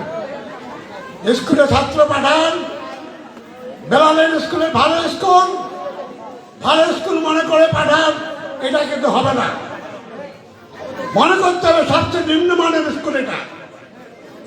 সেই হিসাবে আপনাদেরকে অভিজ্ঞতা আলোকে আসতে হবে, যাইতে হবে, চলতে হবে। শিক্ষকরা আপনাদেরকে দেখলে ভালো লেখাপড়া করাবে। এখানে উপস্থিত আছে আমার ছোট ভাই সাদেকুল ইসলাম, সোনালী ব্যাংক কর্মকর্তা ও কোথায় সাহিত্যিক অফিসার। তার অনেক মূল্যবান বক্তব্য দেওয়ার ছিল, কিন্তু সময় অভাবে সে বক্তব্য দিতে পারে নাই। উপস্থিত খতিবার আমার সাহেব আছেন, সময় অভাবে অনেক কথা বলতে পারেন নাই। যাদের মুখ দিয়ে শুনে আমরা শিক্ষা অর্জন করব, যাদের মুখ দিয়ে শুনে, এখানে হাই স্কুলের দুইজন শিক্ষক আছে, একজন আব্দুল রহমান শামীম, বুলবুল ইসলাম বাদল, দুইজন শিক্ষক এখানে আছে। এরা দুইজন শিক্ষক কিন্তু তোমাদের পরীক্ষায় গার্ড দিবে, দেখাশোনা করবে। শিক্ষকদের সাথে কি আচরণের কথা তো সারা বলে দিলেন, যে কিভাবে শিক্ষকদের আচরণ করতে হবে। বিনয়ের সঙ্গে কথা বলতে হবে, কোনো একটা প্রশ্ন করতে গেলে বিনয়ের সঙ্গে কথা বলতে হবে, বলে এই প্রশ্নটা জানতে হবে, শিখতে হবে। প্রিয় ছাত্র ছাত্রী সাথীরা, আমার জ্ঞানের পরিধি অত্যন্ত কম, যদিও যারা এখানে বসে আছে আমার পরিচালনায় অনেকে সুশিক্ষায় শিক্ষিত হয়েছে। আজকে বড় বড় অফিসার হয়েছে, বড় জায়গায় হয়েছে, মেজর হয়েছে, ডাক্তার হয়েছে, কর্নেল হয়েছে। আমার পরিচালনায় আমি মনে করি আমি একজন দক্ষ পরিচালক। আমার কোনো ঘাটতি নাই, আমি কোনো ঘাটতি করি না, আমি কোনো ঘাটতি পছন্দ করি না। প্রিয় ছাত্র ছাত্রী সাথীরা, আজকে তোমরা বিদায় নিচ্ছ, তোমাদের বিদায়টা অত্যন্ত দুঃখজনক, কিন্তু এটা দুঃখজনক নয়, এটা তোমাদের জীবন গড়ার বিদায়, জীবন প্রতিষ্ঠার বিদায়। এইটা তোমাদের মনে রাখতে হবে, যেটা আমাদের জীবন গড়ার বিদায়, জীবন প্রতিষ্ঠার বিদায়। আগামীতে তোমরা এই স্কুল থেকে বের হয়ে কলেজে যাবে, কলেজ থেকে বের হয়ে ইউনিভার্সিটিতে যাবে, মানুষের মতো মানুষ হবে। তোমাদের রেজাল্ট যখন আমরা ভালো শুনবো, শিক্ষকরা যখন দেখবে যে আমার ছাত্রছাত্রী ভাই ও বোনেরা ভালো রেজাল্ট করেছে, ভালো শিক্ষা দিয়েছে, তাদের গর্বে তারা গর্বিত হবে, আমরাও তাদের গর্বে গর্বিত হব যে আমরা প্রতিষ্ঠান করে একটা আজকে গর্বের একটা জায়গা তৈরি করতে পেরেছি। তোমাদের প্রতি আমার আকুল আহ্বান রইল, তোমরা ভালো করে পড়াশোনা করে বাকি পরীক্ষাগুলো দিবে, পরীক্ষার কোনো ঘাটতি করবে না। ক্ষতিগ্রস্ত ছাত্র বলে দিল যে কোশ্চেনের উত্তর 7টা থেকে 8টায় দিতে হবে, কম হোক আর বেশি হোক, কম দেওয়া যাবে না। মানে হলেও দেখতে হবে। আমরা পরীক্ষা দিয়েছিলাম, আমি মেট্রিক পরীক্ষা দিয়েছিলাম নীলফামারীতে। আমাদের পরীক্ষা অত্যন্ত কঠিন ছিল, যেটা ভাষা দিয়ে বলা যায় না। আমরা অত্যন্ত কঠিন পরীক্ষা দিয়ে পাশ করে যাচ্ছি, অল্প লেখাপড়া করে আজকে বিভিন্ন শিক্ষা প্রতিষ্ঠানে নেতৃত্ব দেওয়ার সুযোগ আল্লাহ তাআলা আমাকে দিয়েছে। তোমাদের কাছে আমি দোয়া চাই, আগামী দিন পর্যন্ত যেন আমি আমার জীবন দিয়ে হলেও শিক্ষা প্রতিষ্ঠানগুলোকে সাহায্য সহযোগিতা করে টিকে রাখতে পারি, এই আশাবাদ ব্যক্ত করে আমি আমার বক্তব্য শেষ করছি। খোদা হাফেজ। বাংলাদেশ জিন্দাবাদ।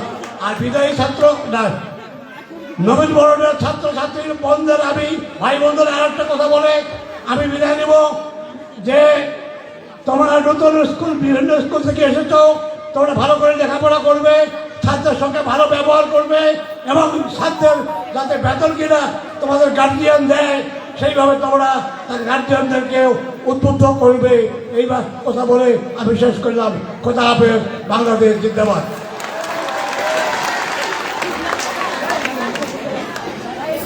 ধন্যবাদ অত্র অনুষ্ঠানের সম্মানিত সভাপতি জনাব মোহাম্মদ আয়াতুর রহমান চাচাকে। খুবই মূল্যবান বক্তব্য রাখলেন।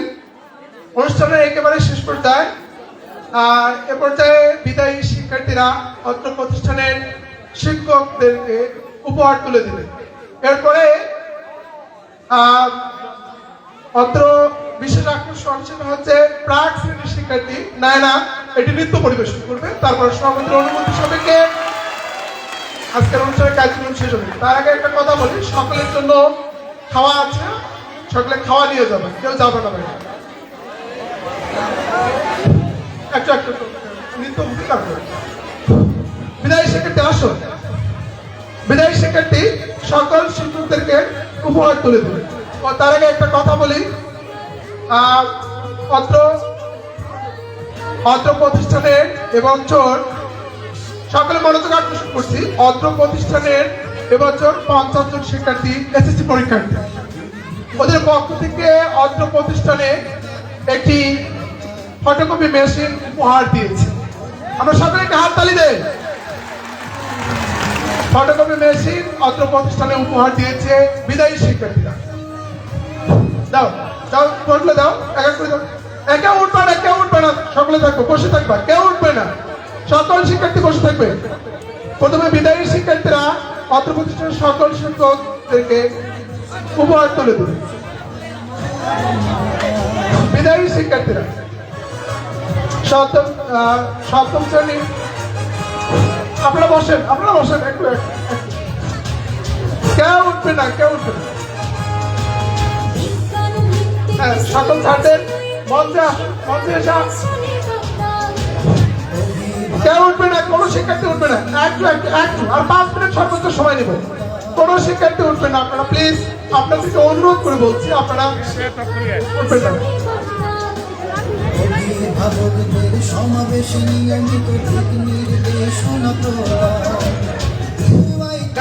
না।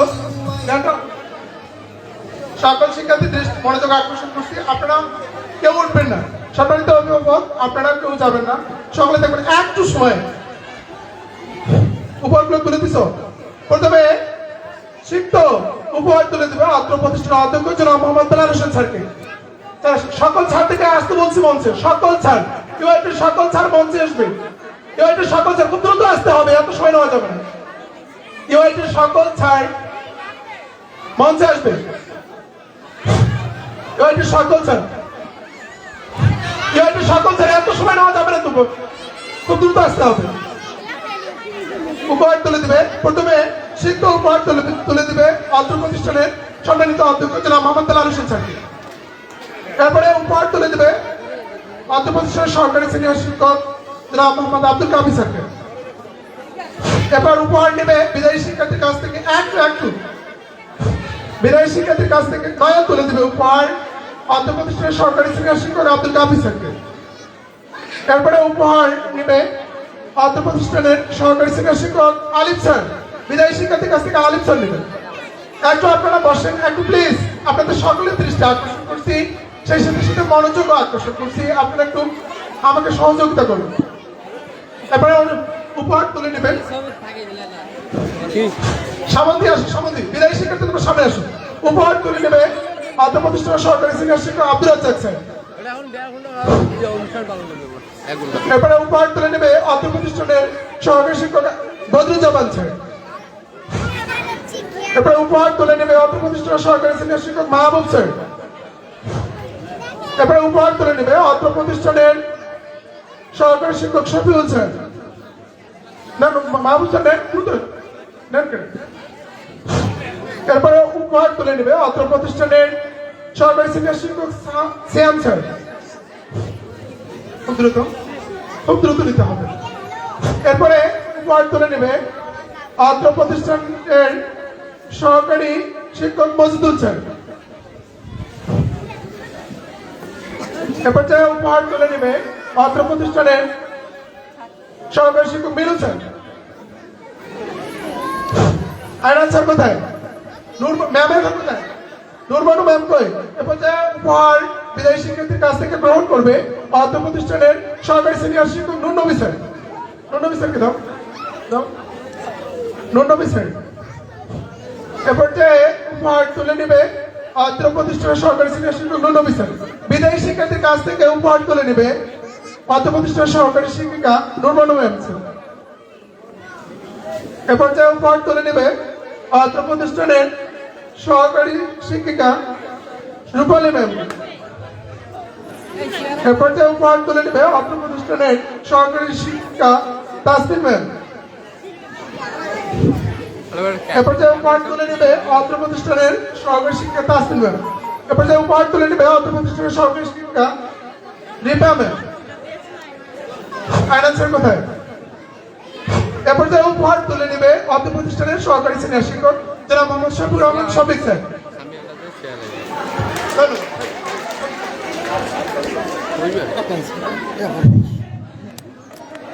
এরপর উপহার তুলে নেবে নুরনবী স্যার 2 এর পক্ষ থেকে আলিফ স্যার উপহার তুলে নেবে। নুরনবী স্যার 2 এবং আয়নান স্যার স্যার একটু ব্যস্ত থাকার কারণে চলে গেছে।